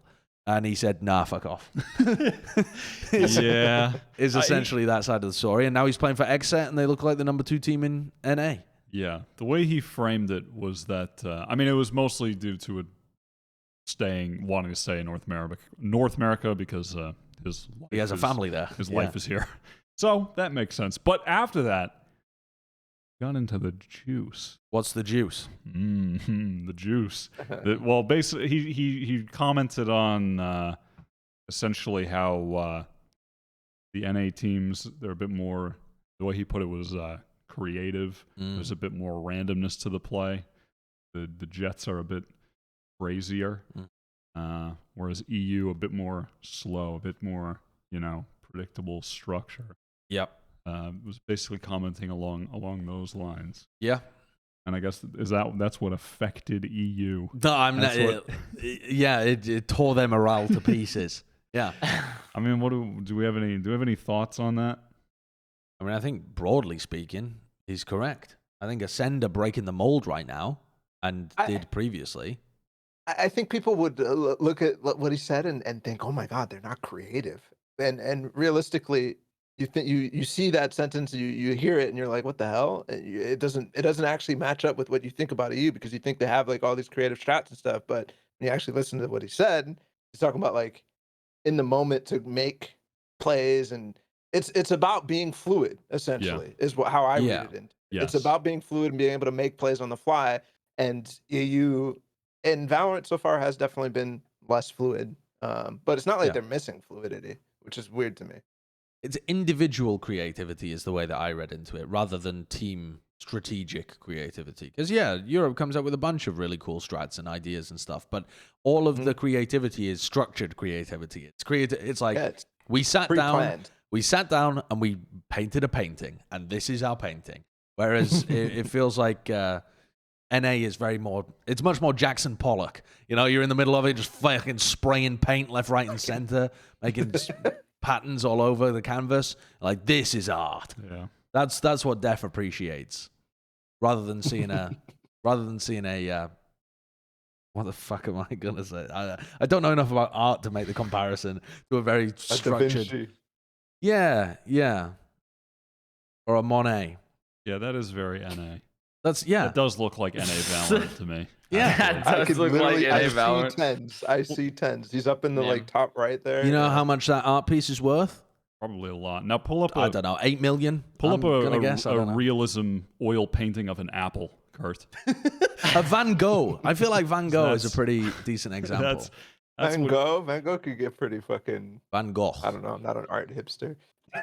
Yeah, I don't know enough about art to make these analogies. Somewhere in the comments section, there's an art fan that studied art history, and that's a photo. No, it isn't. That's a photo. That's a realism. No, it's a photo. Painting.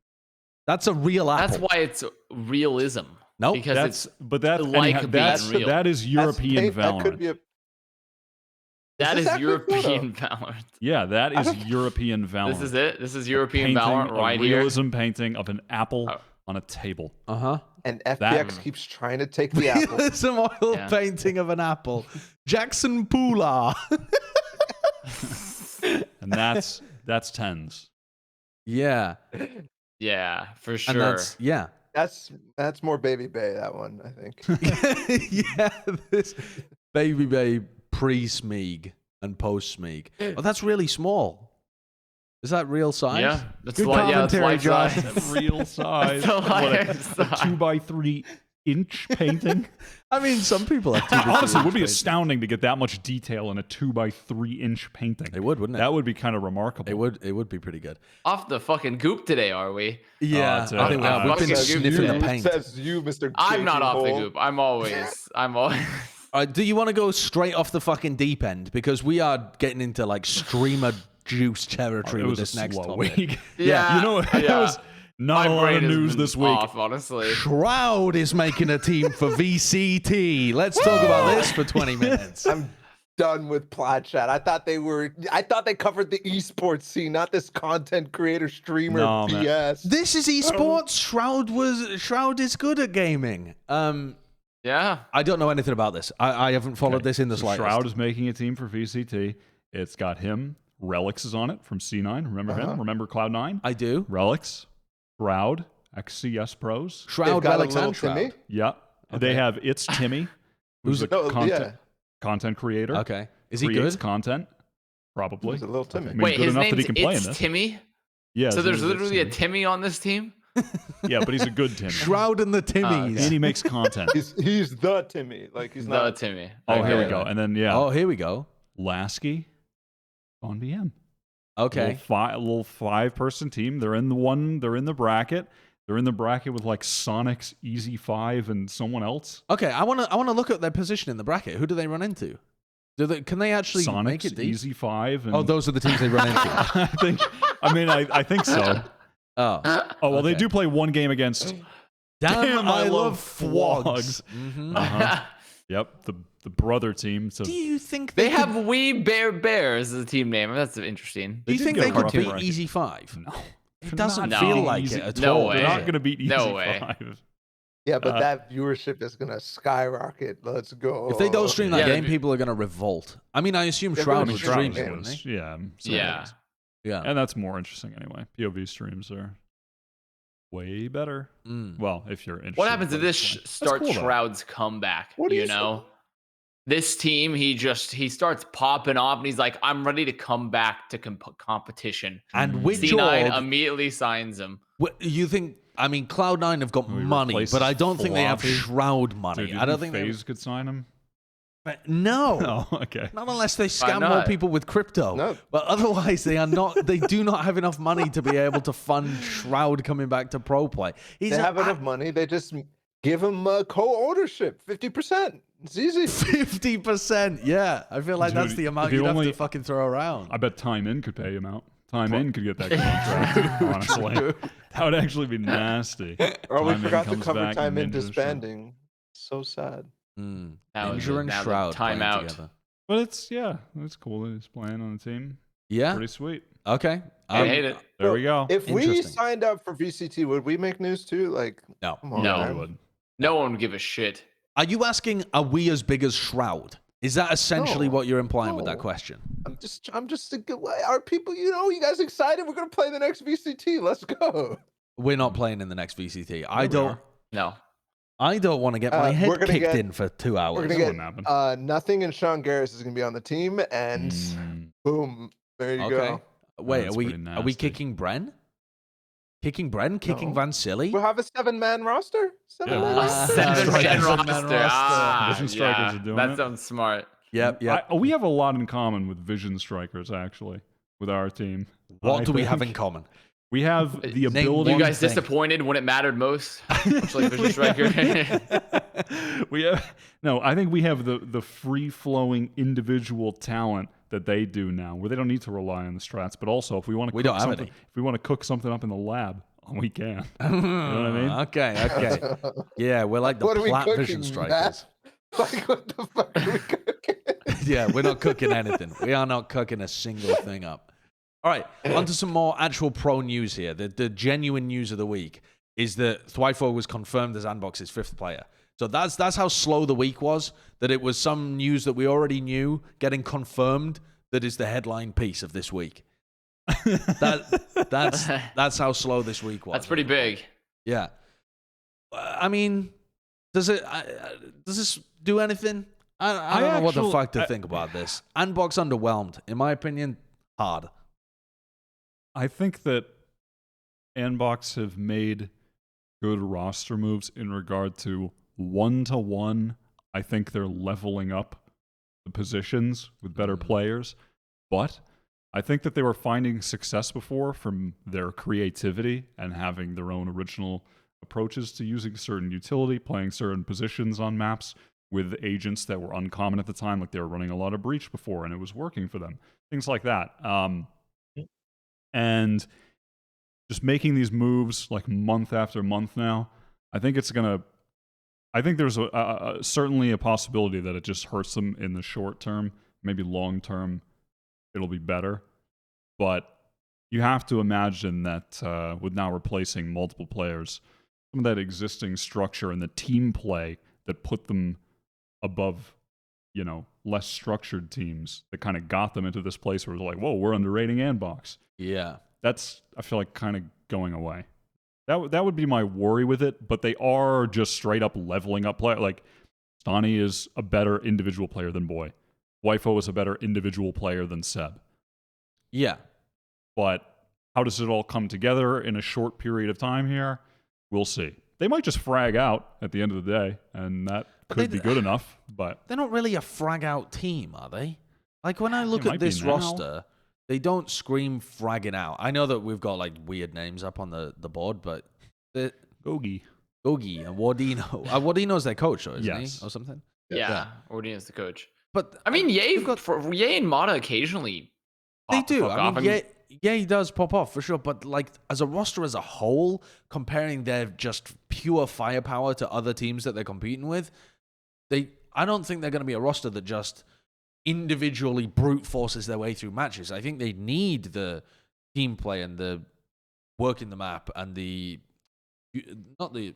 some of the unique stuff that they used to use. Well, that to me was the stuff I was excited about Andbox for, not the fact that they have 5 fraggers on it. And the more changes you make, the more you lose that team stuff in the short term. I don't know.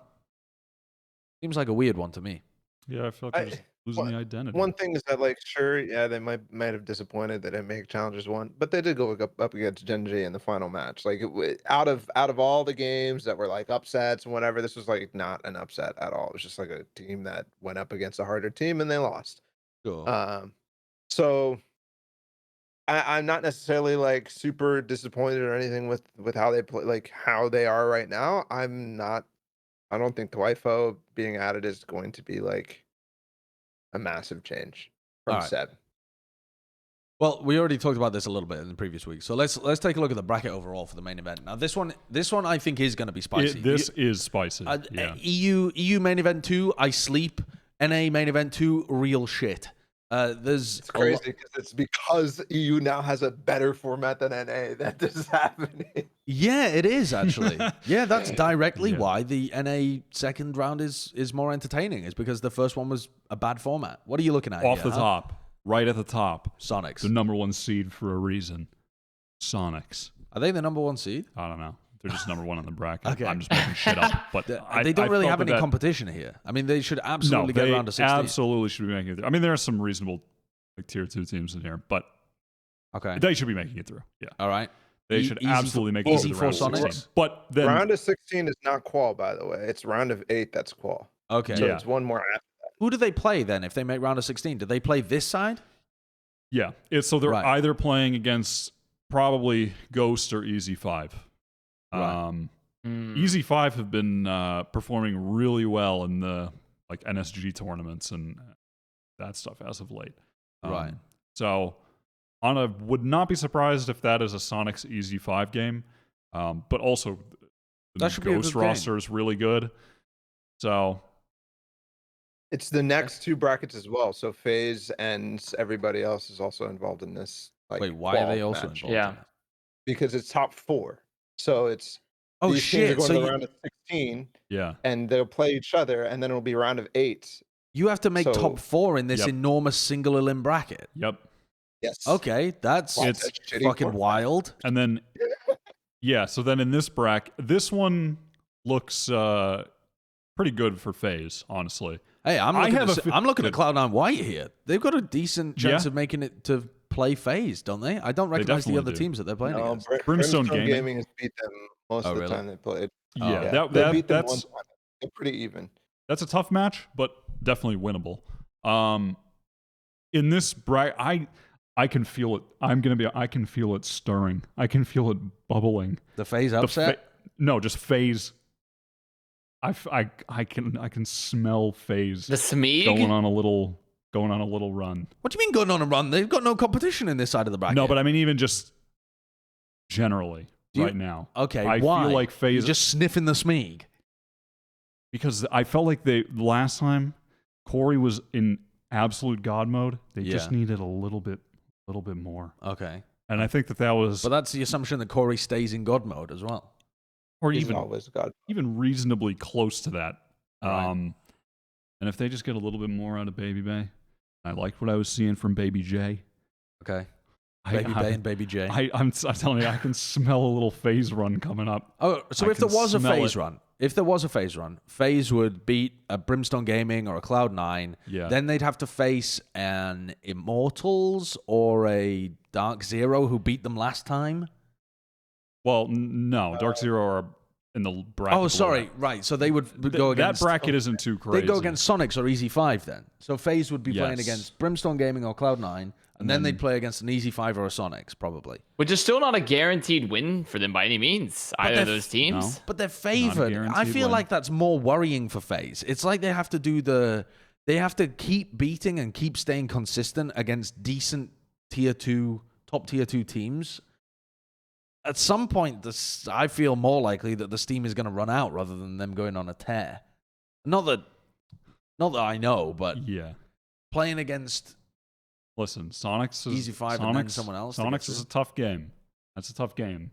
I imagine that's who they'll be playing for a spot. It did beat. Oh no, this is an old ass I Easy can 5 roster. feel it in God the damn, air. FaZe has played like no games, like absolutely no Yeah. games except the last time they played. As So- I'm looking at their history, I'm like, oh, they played Easy 5, and it's like in the last 6 matches or whatever.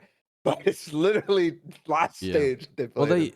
when we were talking on the show about FaZe being one of those teams that we would want to see play more tier 2 tournaments, their manager said afterwards, he was like, made a tweet at Plat and he said, for anyone who's watching the most recent episode, we are one of the teams that can't play tier 2 tournaments because we qualified like fucking 3 months ago for a big event, which is Yeah. just shit rules. I mean, doesn't just make dreadful sense. rules.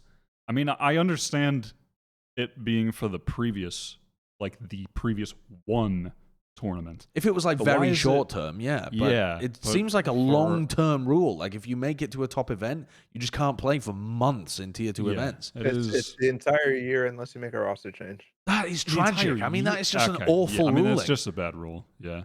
Yeah. I can imagine why they would want to do a short term thing. Like if you just won Iceland, please don't play in the Nerd Street Weekly Sentinels. But you know, Who the fuck is going to do that anyway? What kind of top team is going to do that? It's just not a doesn't seem realistic likely, thing. right? That's my biggest gripe with it, is that literally you could see it happening during Ignition Series and everything else. Teams that were at the top were just not playing some of the other Yeah. tournaments. Like every once in a while, sure, but that honestly made those tier 2 tournaments even better. So like the scene is self-policing in such a way that it just doesn't make any sense. And there's just not enough events anyways that are competing with VCT that it makes any sense in the first place. Yeah. All right, well, let's move on to this next part of the bracket. So this next part of the bracket is like totally new teams that would be playing. So we've got Immortals, we've got Dark Zero. Immortals are in the one above. No, Immortals is in the one above. Yeah, but we've got Yeah. Immortals would have to Oh, play I see Dark what Zero to qualify properly for the main event, right? No, they're in the FaZe Sonics part of it. No, they're not. Correct. Yeah, they Are are. they? Yeah, they are. Bro, what the? Because it goes down to because it goes to top 4. Okay. So those, okay. so it's those. Yeah, you're looking So- at the top 4 brackets there. So now it's teams 17 through 32. Okie dokie. I understand. I'm just dumb. It's okay. So we have Dark Zero. So there's no chance of a FaZe Dark Zero matchup, and the No. Immortals also what is that Can't team play name against they're them. playing against? Aftermath. Hit- What? Oh, No. PSI Sice- Storm. PSI Oh, Storm. I don't know. Okay. Piss Storm. Okay. No, Sides. Oh, Come on. I just it was hard to read. The text was small. Psy The like text was very small. Psy like psychic rather than pounds per square inch.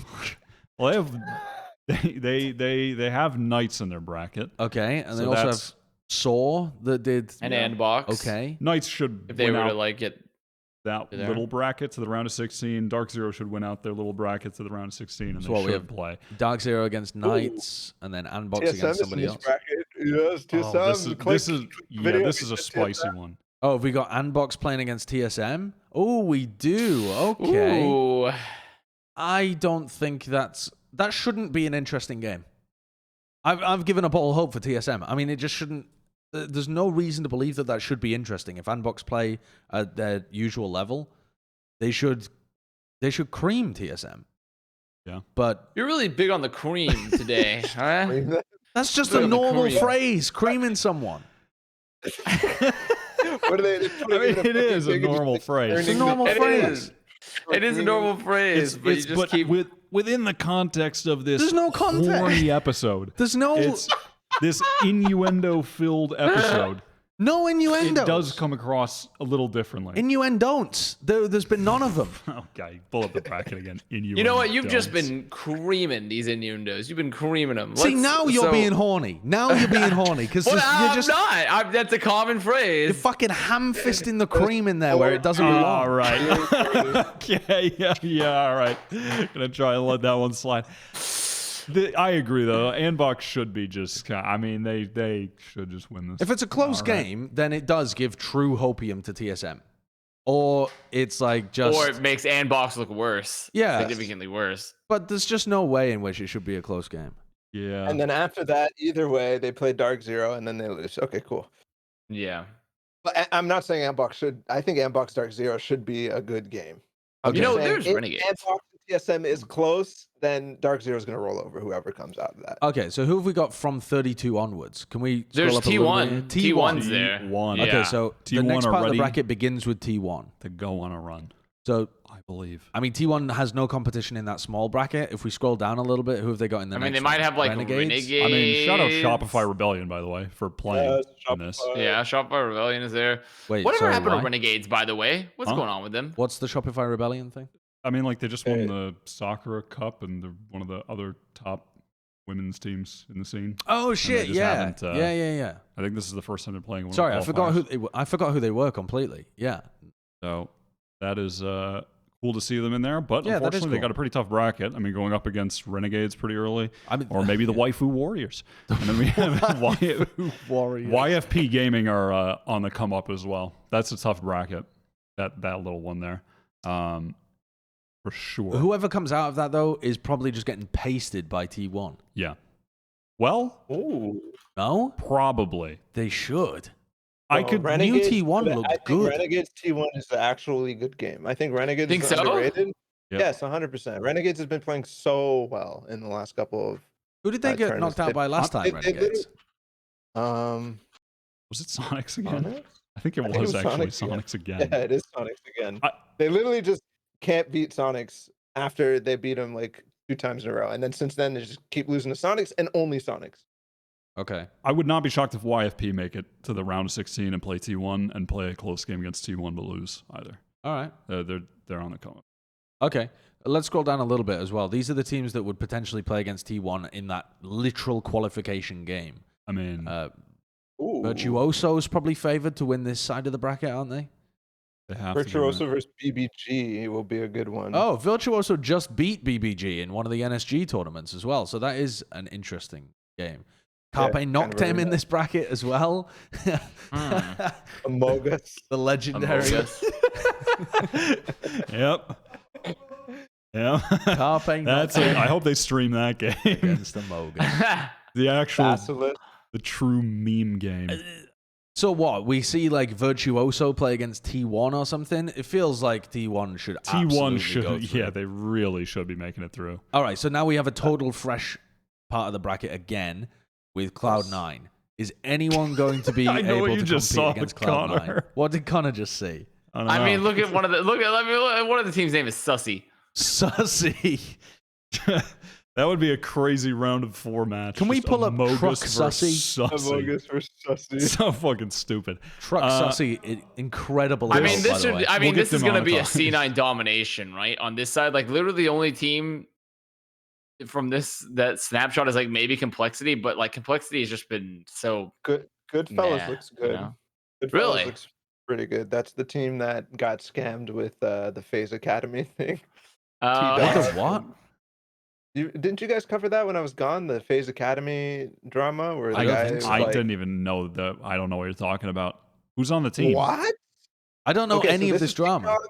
Pico, this is Pico, this is Fiend. Fiend, who's former Moon Raccoons. This is And Seth. And Oh, Seth. okay. Sure.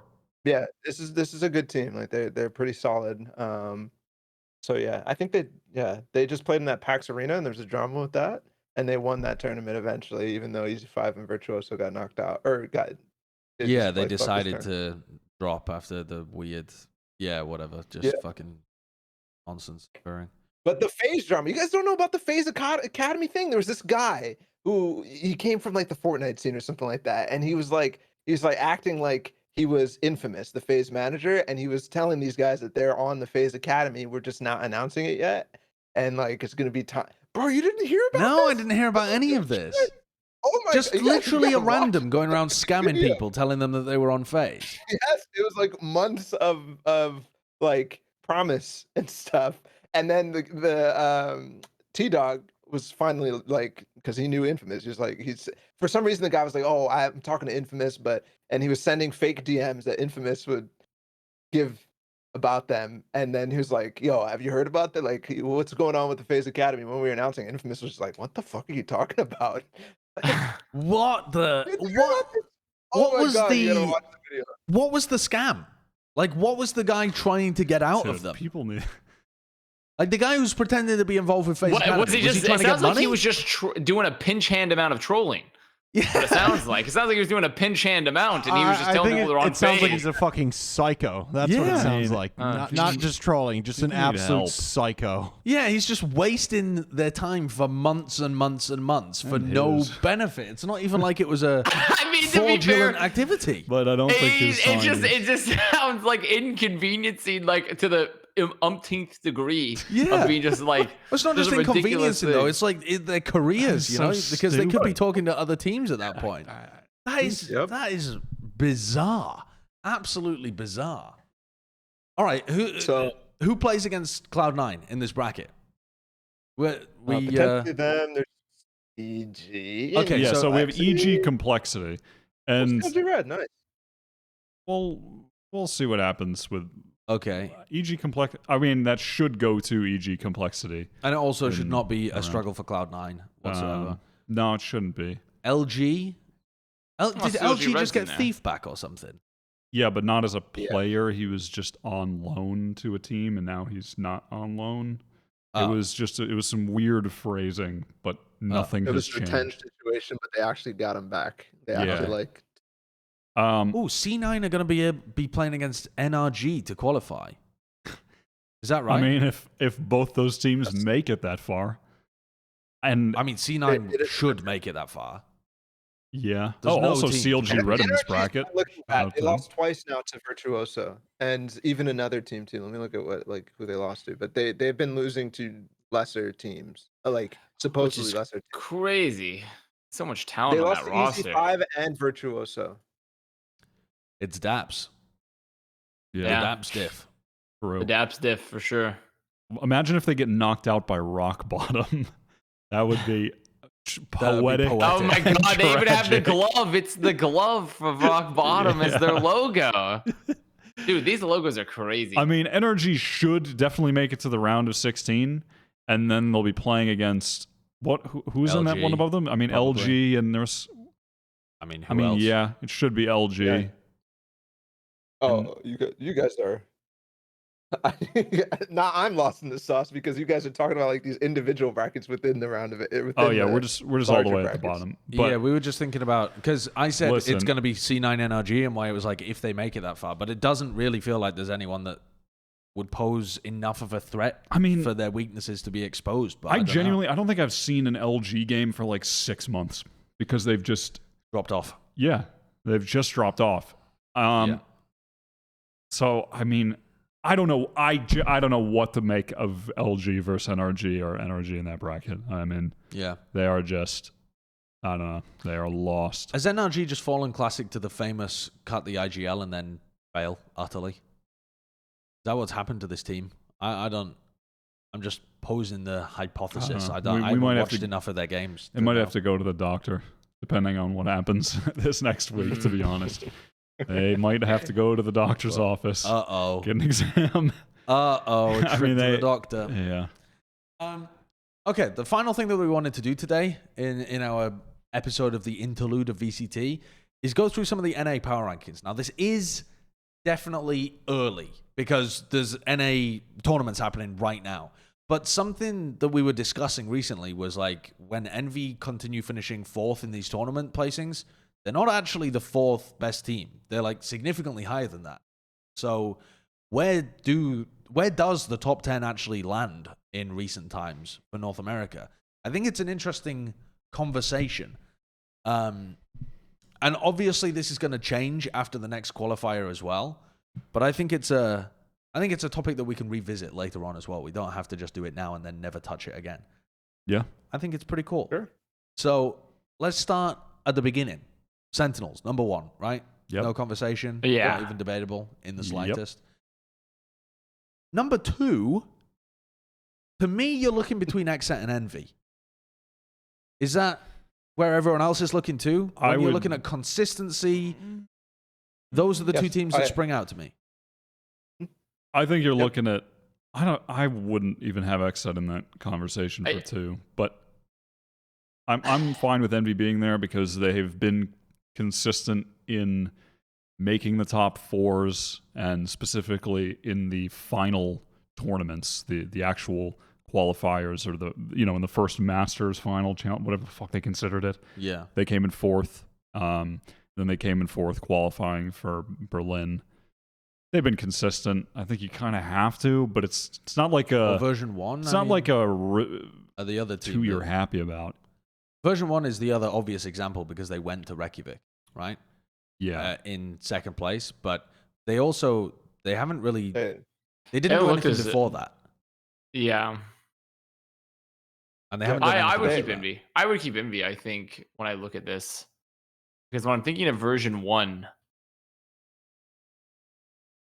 They went out really fast. they went out fast versus both Sentinels and Pioneers.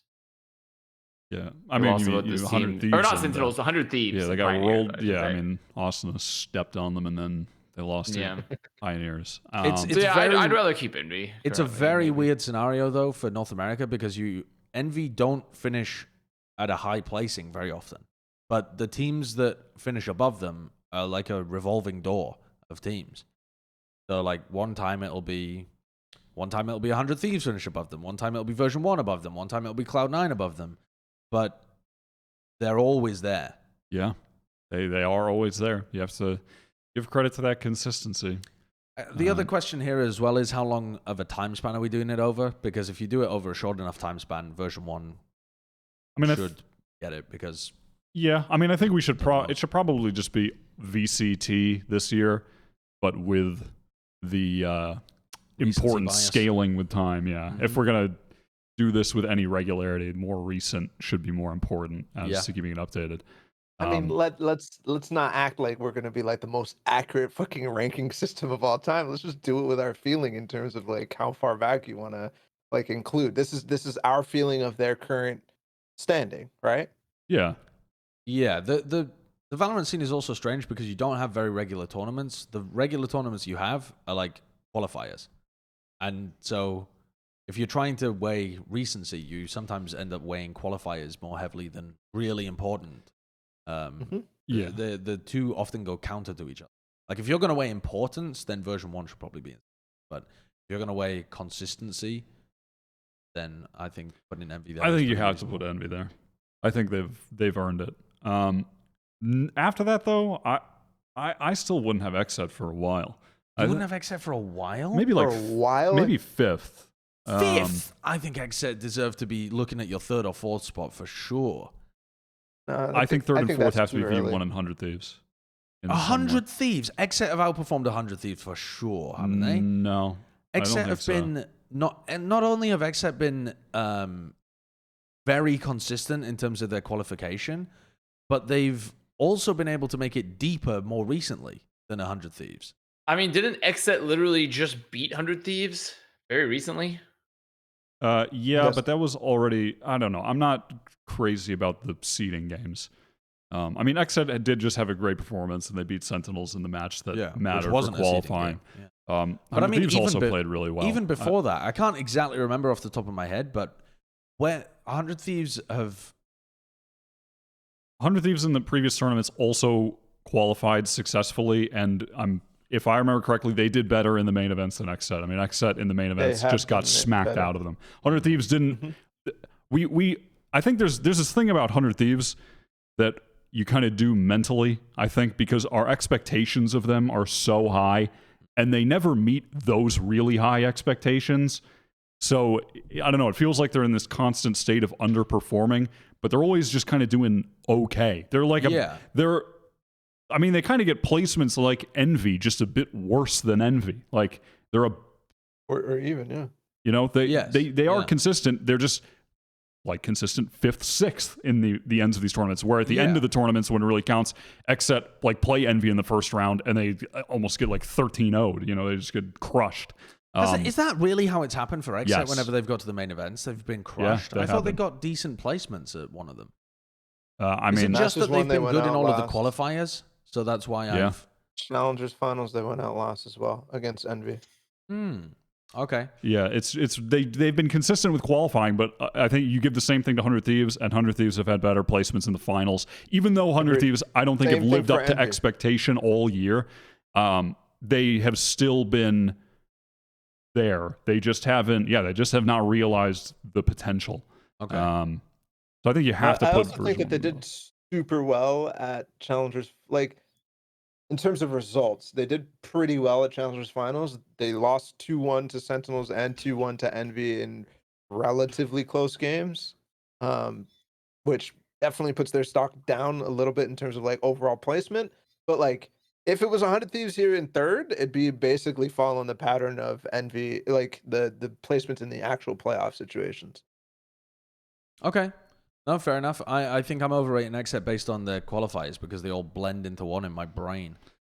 I still think putting version 1 at third is reasonable, though, given that they made it to Berlin, had good wins there. Reykjavik. Reykjavik. So I still think putting them in third right now is pretty fair, but then I think 100 Thieves have to be 4 then. Version 1 are a weird one because over a short time scale, they should probably be second. Over a longer time scale, like the entirety of the year, you might even push them down to 4th. Because they didn't do anything for Masters 1, did they? They weren't even... Yeah, they were just kind of building up at that point. They were making it to like the round of 16, round of 8 qualification in the open qualifier, but they'd never make it past that. They'd lose to FaZe. Yeah. Which I don't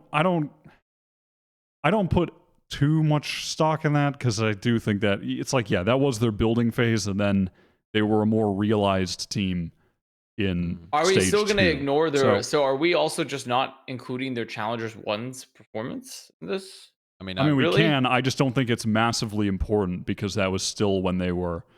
That was when they were he's still saying building. the Challengers 1 right now, stage 3 Yeah. Challengers 1. Their stage 3 Challengers sorry, 1, dude, I mean, where they this- lost 100 Thieves and of Kansas City Pioneers.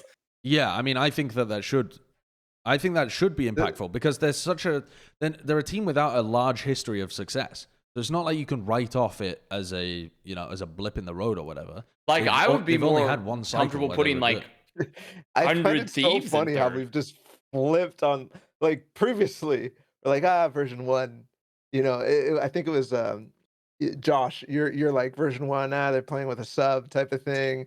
And I'm like, yeah, but they historically do well with a sub. And now I'm like, they were playing with a sub. And you're like, fuck it. Like, they have no history. Yeah, I think it's just proof that the arguments can go both ways, I think.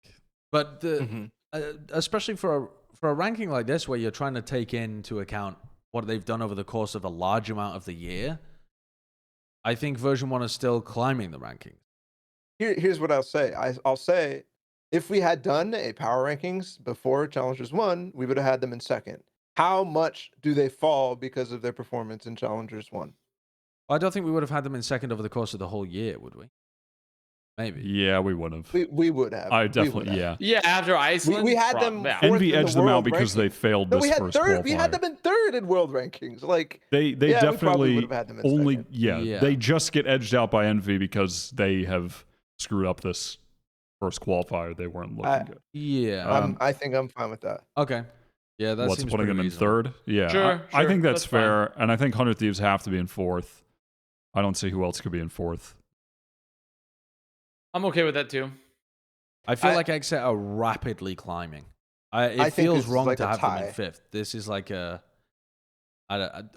understand that my interpretation of their results was incorrect. I thought they'd done a lot better than they did, but their consistency during the qualifiers and then their most recent result as well is, I'm feeling very, very good about them for a fifth place team. They look like they're fiercely on the rise. Would not be surprised. I to see think, them. yeah, I'm fine with them in up and up and 5th. up. I think 6th have to be Gen.G. They came in 2nd or 3rd rather. At Masters 1. Yeah, and the recent form, despite not qualifying, they still looked good and they had a hard bracket. And I don't see who else you would even put in 6th, to be honest. I mean, I think Cloud9 are the other team, but Cloud9 might actually edge them out. They came 3rd at a more recent event. They came 3rd at the Reykjavik and then they just event. Planked in the qualifier. Yeah, they did. And Gen.G just look better. Gen.G looked. I mean, it's not even that they look better. They just did better in the tournament than them as well. I mean, they just were better. What did than Cloud9 do in for this Masters qualifier. 1? It was a different roster, or like a partially built roster at that point. I can't remember what they did at all. Qual? I can't remember. That was when they had Leaf playing Omen still, and Which they might well They do going didn't forward. qual. Yeah. They failed to qual in Challengers 3. Yeah, fair enough. I think they got to drop in at 7th though. if Cloud9, And honestly, if Cloud9 had done where if Cloud9 had lived up to expectations this time around, you'd be looking at them cracking the top 5. Oh yeah, they'd be way higher. It's just because and they very well. If we do this again after this next qualifier, the rankings could absolutely shift again. They just that probably should. Yeah. So far, it's just that in this qualifier they just slipped on the banana peel and they fell over and that was it. It was just a sad exit. So yeah, I mean they take a big hit from that, but they had the 1 3rd place. They looked really good. They didn't live up to that. Now they're making a roster move. I'm glad we're doing these now because doing these like more regional ones because I feel like when the global rankings came around, we just gave Cloud9 a spot simply because we didn't feel comfortable giving anybody else a spot who didn't do well in the playoffs.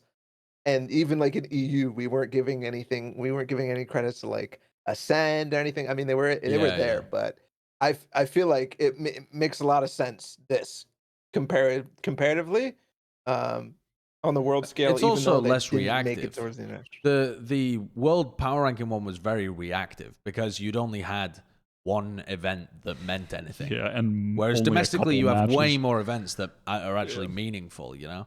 So well, this but looking at this in context now, when we do the global power rankings, will make a lot more sense. I think. Cool. Probably fair. Okay, past this though. I don't think TSM are an 8th. No. We're going to have to put a new team there. I mean, delete TSM. FaZe are not in the top 10 either. Well, I don't think they might squeak in a 10th. That would be, I would be very surprised if they do. They still, we can't. Sonic should be here. FaZe still did have a really good tournament this year. That's better than 0. But it's which is what a lot of these teams have. But also it's like 1 and then 0, 0. Whereas if you're doing like 0.5, you know, if you're making like deep runs across the board. A lot of those teams are getting 0.2 though. That's my point. Are we really ready? But I feel like we're kind of, some of these names like FaZe and TSM, I don't even know. Like if you put them in the conversation like right now versus like Pioneers or even like Dark Zero or Sonics, like Balla said, like if this is a current top 10 in a power ranking, like, do we really have FaZe currently? I guess it's a new roster, right? I would be surprised if they crack the top 10. I think you're looking more at teams like, I mean, who are you looking at? I think Sonics are a fair shout because they've dominated the Tier 2 scene, won a bunch of those tournaments comprehensively, multiple times, beat all the teams in that scene. Had a good, I mean, they ran into Sen in the bracket, but I thought they were great against Sentinels. I think Sonics rise.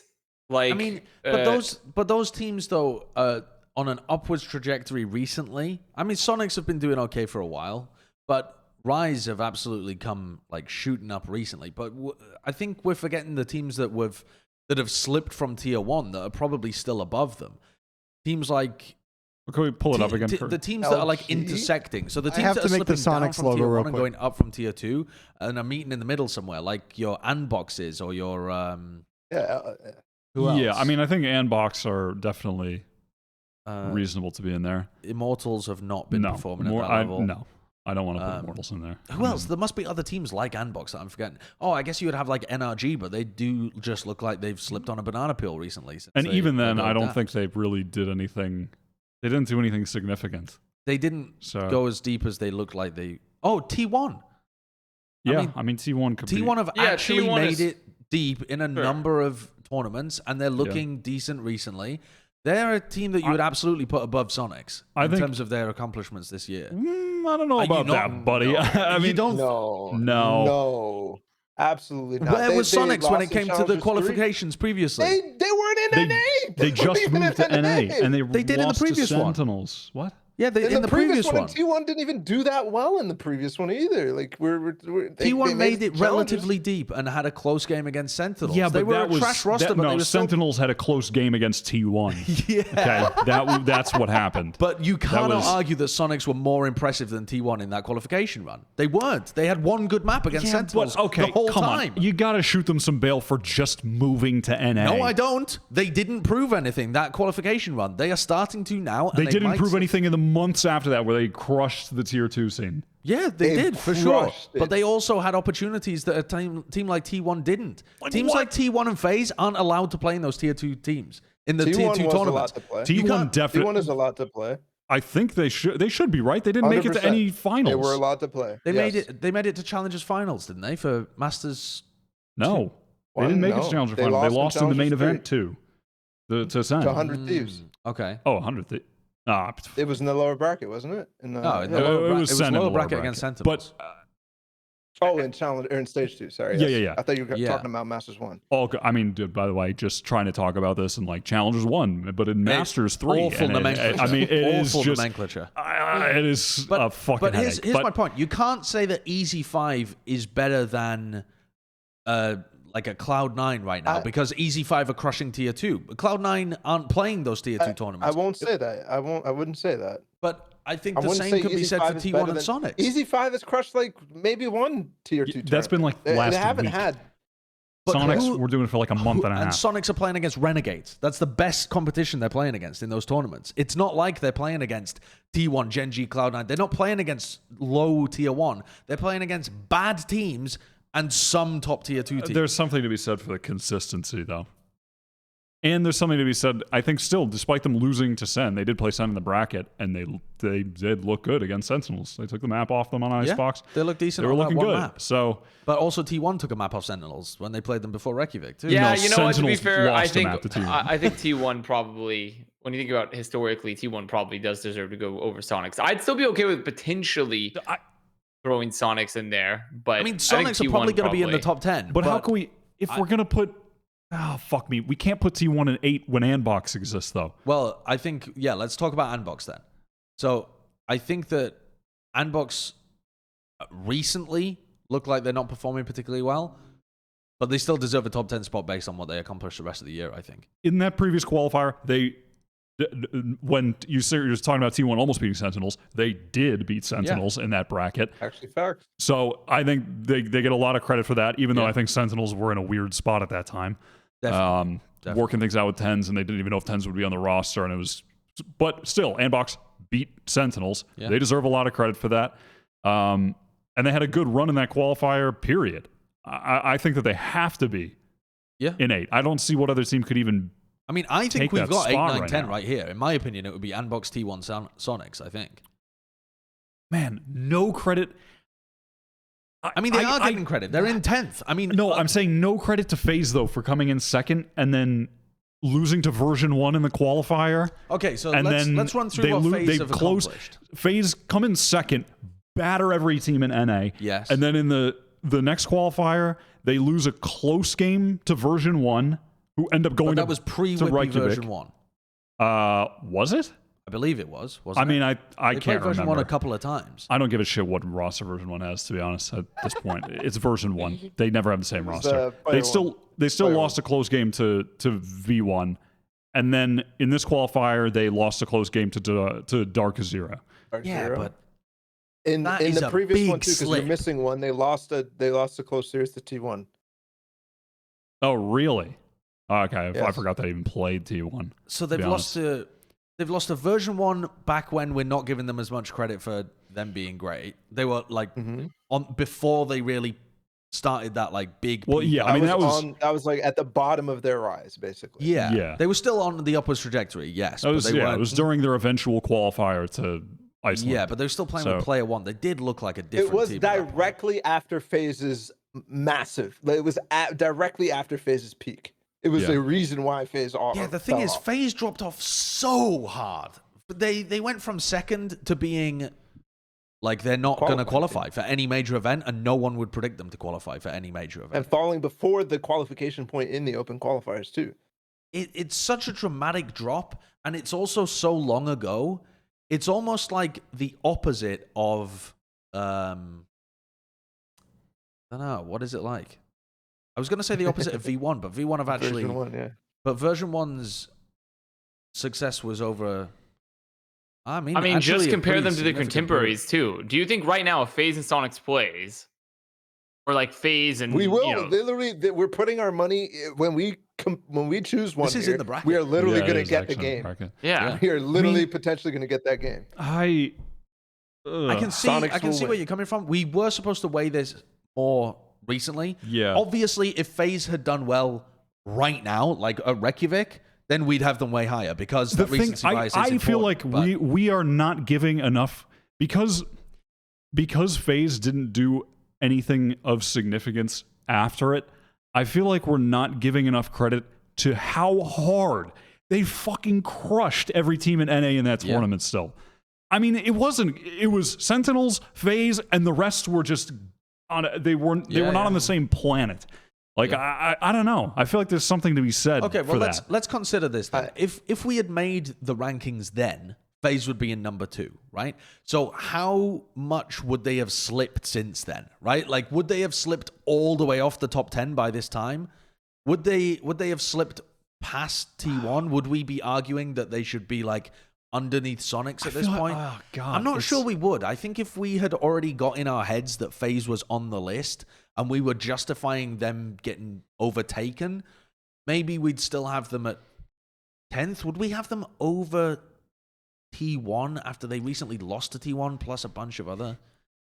I mean, if we did this after, okay, so let's say we did one after stage 1, we'd probably have them in second, right? I mean, we have to have them in second. Yeah. Okay, of course. After Iceland, we would probably put version 1 above them. We would probably put Envy above them. Cloud9 above them as well. Yeah, maybe Cloud9 getting third. And that's about it. We did do that. Yeah, we did do that in context of the global power ranking. We're not going to put... Are we going to put XSET above them for being consistent in 2 qualifiers, but coming in last in both of them? No, probably not. So we probably have them above XSET and the rest of these teams. And Gen.G fell off as well. Gen.G and FaZe had the same trajectory, except FaZe were way better than them in the one where they came in second. So they would be just behind XSET, or ahead of XSET probably. They'd probably be in fifth. Yeah, despite bombing out of that. But then we have the context of, okay, version 1 are really good. Yeah. So, but then you definitely argue that XSET overtakes them now. You definitely argue that. I mean, that was 100 Thieves as well. Oh no, did you already include 100 Thieves? I actually forgot it. No, I didn't mention 100 Thieves, but I think 100 Thieves would as well. At this, they'd be somewhere around 5th, 6th. It doesn't matter that much. Whatever the fuck. But okay, Gen.G would have overtaken them at this point for sure. So the question is whether Andbox and T1 have overtaken them. Whether Andbox and T1 have done enough. Have Cloud9 done enough? They came in 3rd. And that's it. But it's not just it. It's also that we've moved, our timeline has shifted. You know, your weights have shifted. Because you weight the FaZe result less than the Cloud9 result now. Yeah, given the time. I think given the time shift, they drop behind C9. I'm okay with that. And also considering how bad FaZe have been recently, they drop off past C9. But do they drop off past Andbox and T1?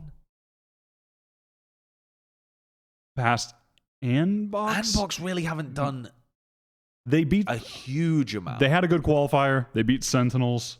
That's really the high point for me. I mean, they played close to Gen.G. God, either way you slice this, it's either FaZe hanging on by the fucking memory. That's what I think. I feel like FaZe are hanging on, though. I feel like they're hanging on by. They are the team that's hanging on by past results. Like they are ready to be kicked off the list, but. Okay, I see your argument. I just think that their second place in that first tournament was. They had a more convincing finish in that tournament than any of the other teams finishing like second through I think third. this qualifier that's coming up here, Challengers 2, is will either cement this or drastically change it. Because like I could totally see a bunch of these upstart teams blowing past like FaZe and Andbox and T1 potentially. Like, in my opinion, I don't think the quality, like, we're pretty much, aside from maybe like Andbox, like I don't really see T1 and FaZe like as of right now that like doesn't seem like they have much current pedigree. I think T1 is actually looking better. I guess than T1 Andbox. actually, no, they had a good game versus Envy. That's unfair. That's unfair. Yeah. T1 had a good game versus Envy recently. So pretty much FaZe. I could see definitely one of these new teams like coming up, like the Rise, Pioneers, or Dark Zero, like just like taking FaZe's spot. Or Sonics. Yeah, I think FaZe are they're. It looks like they're on their way out of the top 10, and they're just hanging on by the results of stage 1 being by the sniff of very that good. memory of them being good. Yeah. Because I I could also I'm argue on for board with you. Sonics to be in 10 over them, but I think this is. Yeah, I kind of like how this More is fair to right past now, accomplishments. and Sonics are. I don't know. I think Sonics are poised to get on this list. This seems like definitely the least React Andy power ranking we've made in a long time. This is like a full fucking 7-month power ranking. The Icebox Seriously. one had to, or Icebox. Dude, I gotta get more sleep. The Iceland one was definitely reactive. But it's also it's the nature of it. Yeah, it was the first international event. It was the first one, and also there just weren't that many matches even. It's like. I don't know. After Berlin, we should be able to make a much more thorough world power ranking. Yeah. That's more. We could probably do one of these actual for strength. EU too after this qualifier's over. This next qualifier or something. I have an EU one. Yeah. I'm happy with how this is though. And then if you want to put like, I don't know, if you want to slide some honorable mentions up there below Kurt, you could probably just throw up like Rise, Sonics Pioneers. Renegades have been doing stuff on the tier 2 everybody scene. Dark Zero. Fucking. Fucking put Ghost, TSM, Easy 5. Just put them all. Except for Immortals. I mean, we definitely still wouldn't put TSM. We know that. No. I mean, I definitely would still not put we'll TSM. See. You don't think that new roster is going to do some damage in the bracket? Please. Save me. Save me. What do you mean? Save me from this. Yeah. We didn't do a TSM segment today. Do you guys want to talk about them? Nope, I don't want to talk about them. Don't want to talk about them. Let's move on to the most important segment of the week. That cements the top 10. It's Wyatt's weekly award. Wait, are we? Is this thing hot? Well, I think that's a new one. Well, that's just capping off the horniest episode ever. I meant the mic. It's the baseball one. What do you mean? Is that the baseball one? That wasn't the baseball one. It was the baseball one. Wait, are we? Is this thing hot? I was just. Dude, this is your. Wait, why is it the red? It's not the wrestling one. No. That was that was an outtake from the baseball one. I was just standing there with a tube ready to hit it. Sorry, you were holding it. I was just like holding your it like big this. Cardboard cock, and you said, "Is this hot?" This is your phallic. Yeah, like the mic. Hey. Is this thing hot? Like, is this thing on? You know what I mean? No, dude, this is actually the worst cover-up in the history of cover-ups. No, dude, this guy's phallic mind today. Oh, yeah. Just creaming left and right. That's the problem. Yeah, it is you that's the problem. Give your You've been award creaming out. all day. I'm giving the award. I mean, I already talked about how good he was, but I have to give the award to Hyunny, the Korean jet from DFR. Yeah. I mean, that dude is just, I'm telling you, he is the prodigal son of Valorant. He is the one. Jesus. I'm telling you, he is the one. Okay, now you're gonna start all the people that are like, he's the new Simple from Korea. It's like, fuck it. I've seen that shit recently was pissing me off. What, people saying that? People were saying it about CNED recently, and it's making me lose my mind. Well, yeah. Anyway, continue. Sorry, rant tangent. I was just astounded at how excellent he was in that game, and then I went back and I was checking the other games and looking at I was crunching the numbers. I had my calculator out. I'm like 1.12 kills around. How's he? Yeah. I mean, he is genuinely an unbelievable player. His opping was excellent. I was blown away at how good his movement was, like reactively. Whenever he would, more than other Jets I've seen, he was always able to push the limits of his positioning. He would always push it just a bit further than you'd normally see, but his movement was so good that he was just able to get out of all these situations. He always had an exit plan in mind, but it was and then sometimes on the fly, if suddenly he was being pressured from a flank or something, he would just instinctively dash updraft into the perfect position to get out. I'm like, what the fuck? It was truly different in that regard. I genuinely believe he is going to be a top player in Korea. Probably, I wouldn't be surprised if he's a top player in the world. I don't know when it's going to happen. Probably not going to happen this year since the rosters are already set. Even though I'm sure some of the orgs in Korea are looking at this guy at this. I mean, they have to be. Sure. There's also 1,000 good Jett players in Korea. Yeah, so. but he's the one though. That's the difference. A lot of good Jett players, but there's got to be someone who's the best. Yeah, and it's going to be him at some point. Allows just like, oh shit, like, oh god. Yeah. No, genuinely. There's a lot of good Korean Jetts that should be fearing for their positions. Allow, Buzz, RB, all got the fucking breath down the back of their necks. I was looking for clips for your player of the week, and I just this isn't your player, but I randomly stumbled across this Raze clip. If any of you guys have seen this, okay, let's see what's going on here. What is this? Oh, it's that's fuck you. It's funny. Fuck you. Oh, this is Bunny. Oh yeah, what is Bunny doing? So he Bunny genuinely has the best fucking Raze movement in the world. And it's not even just like satchel movements. It's like little micro, like his shoulder peaks are dapper level. Like he's so fucking good. He did that shit like many times, landing on top of Gen. It's some straight out of flights YouTube videos that's type stuff. Like an actual really good jump to enter the site too. Like it's not even like a meme jump. That's just good. Yeah. That's the same team that had Doenmo on it before. Yeah, it was. They were both doing that. Yeah. But anyhow, I just was blown away at how good Hyuni is, and I think it's only a matter of time until we see him at an international event playing for one of these Korean teams. Yeah. Okay. I mean, the guy was absolutely cracked out of his mind, and he single-handedly won them a map against the best team. Yeah, maybe in Korea, we'll stop. Maybe we'll stop creaming about him, huh? Maybe we'll stop. Wait, why are you gonna bring it up all the time? Next episode, we're not allowed to say creaming. No, you're not allowed to say gaping hole next week, Connor.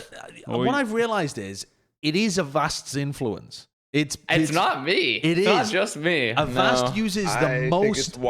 Avast uses the most sexual language. I think it's just the internet. You're on the internet a lot, Josh. But it's but I'm not.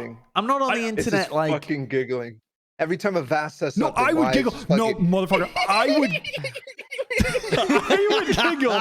No, I would. Some of the times.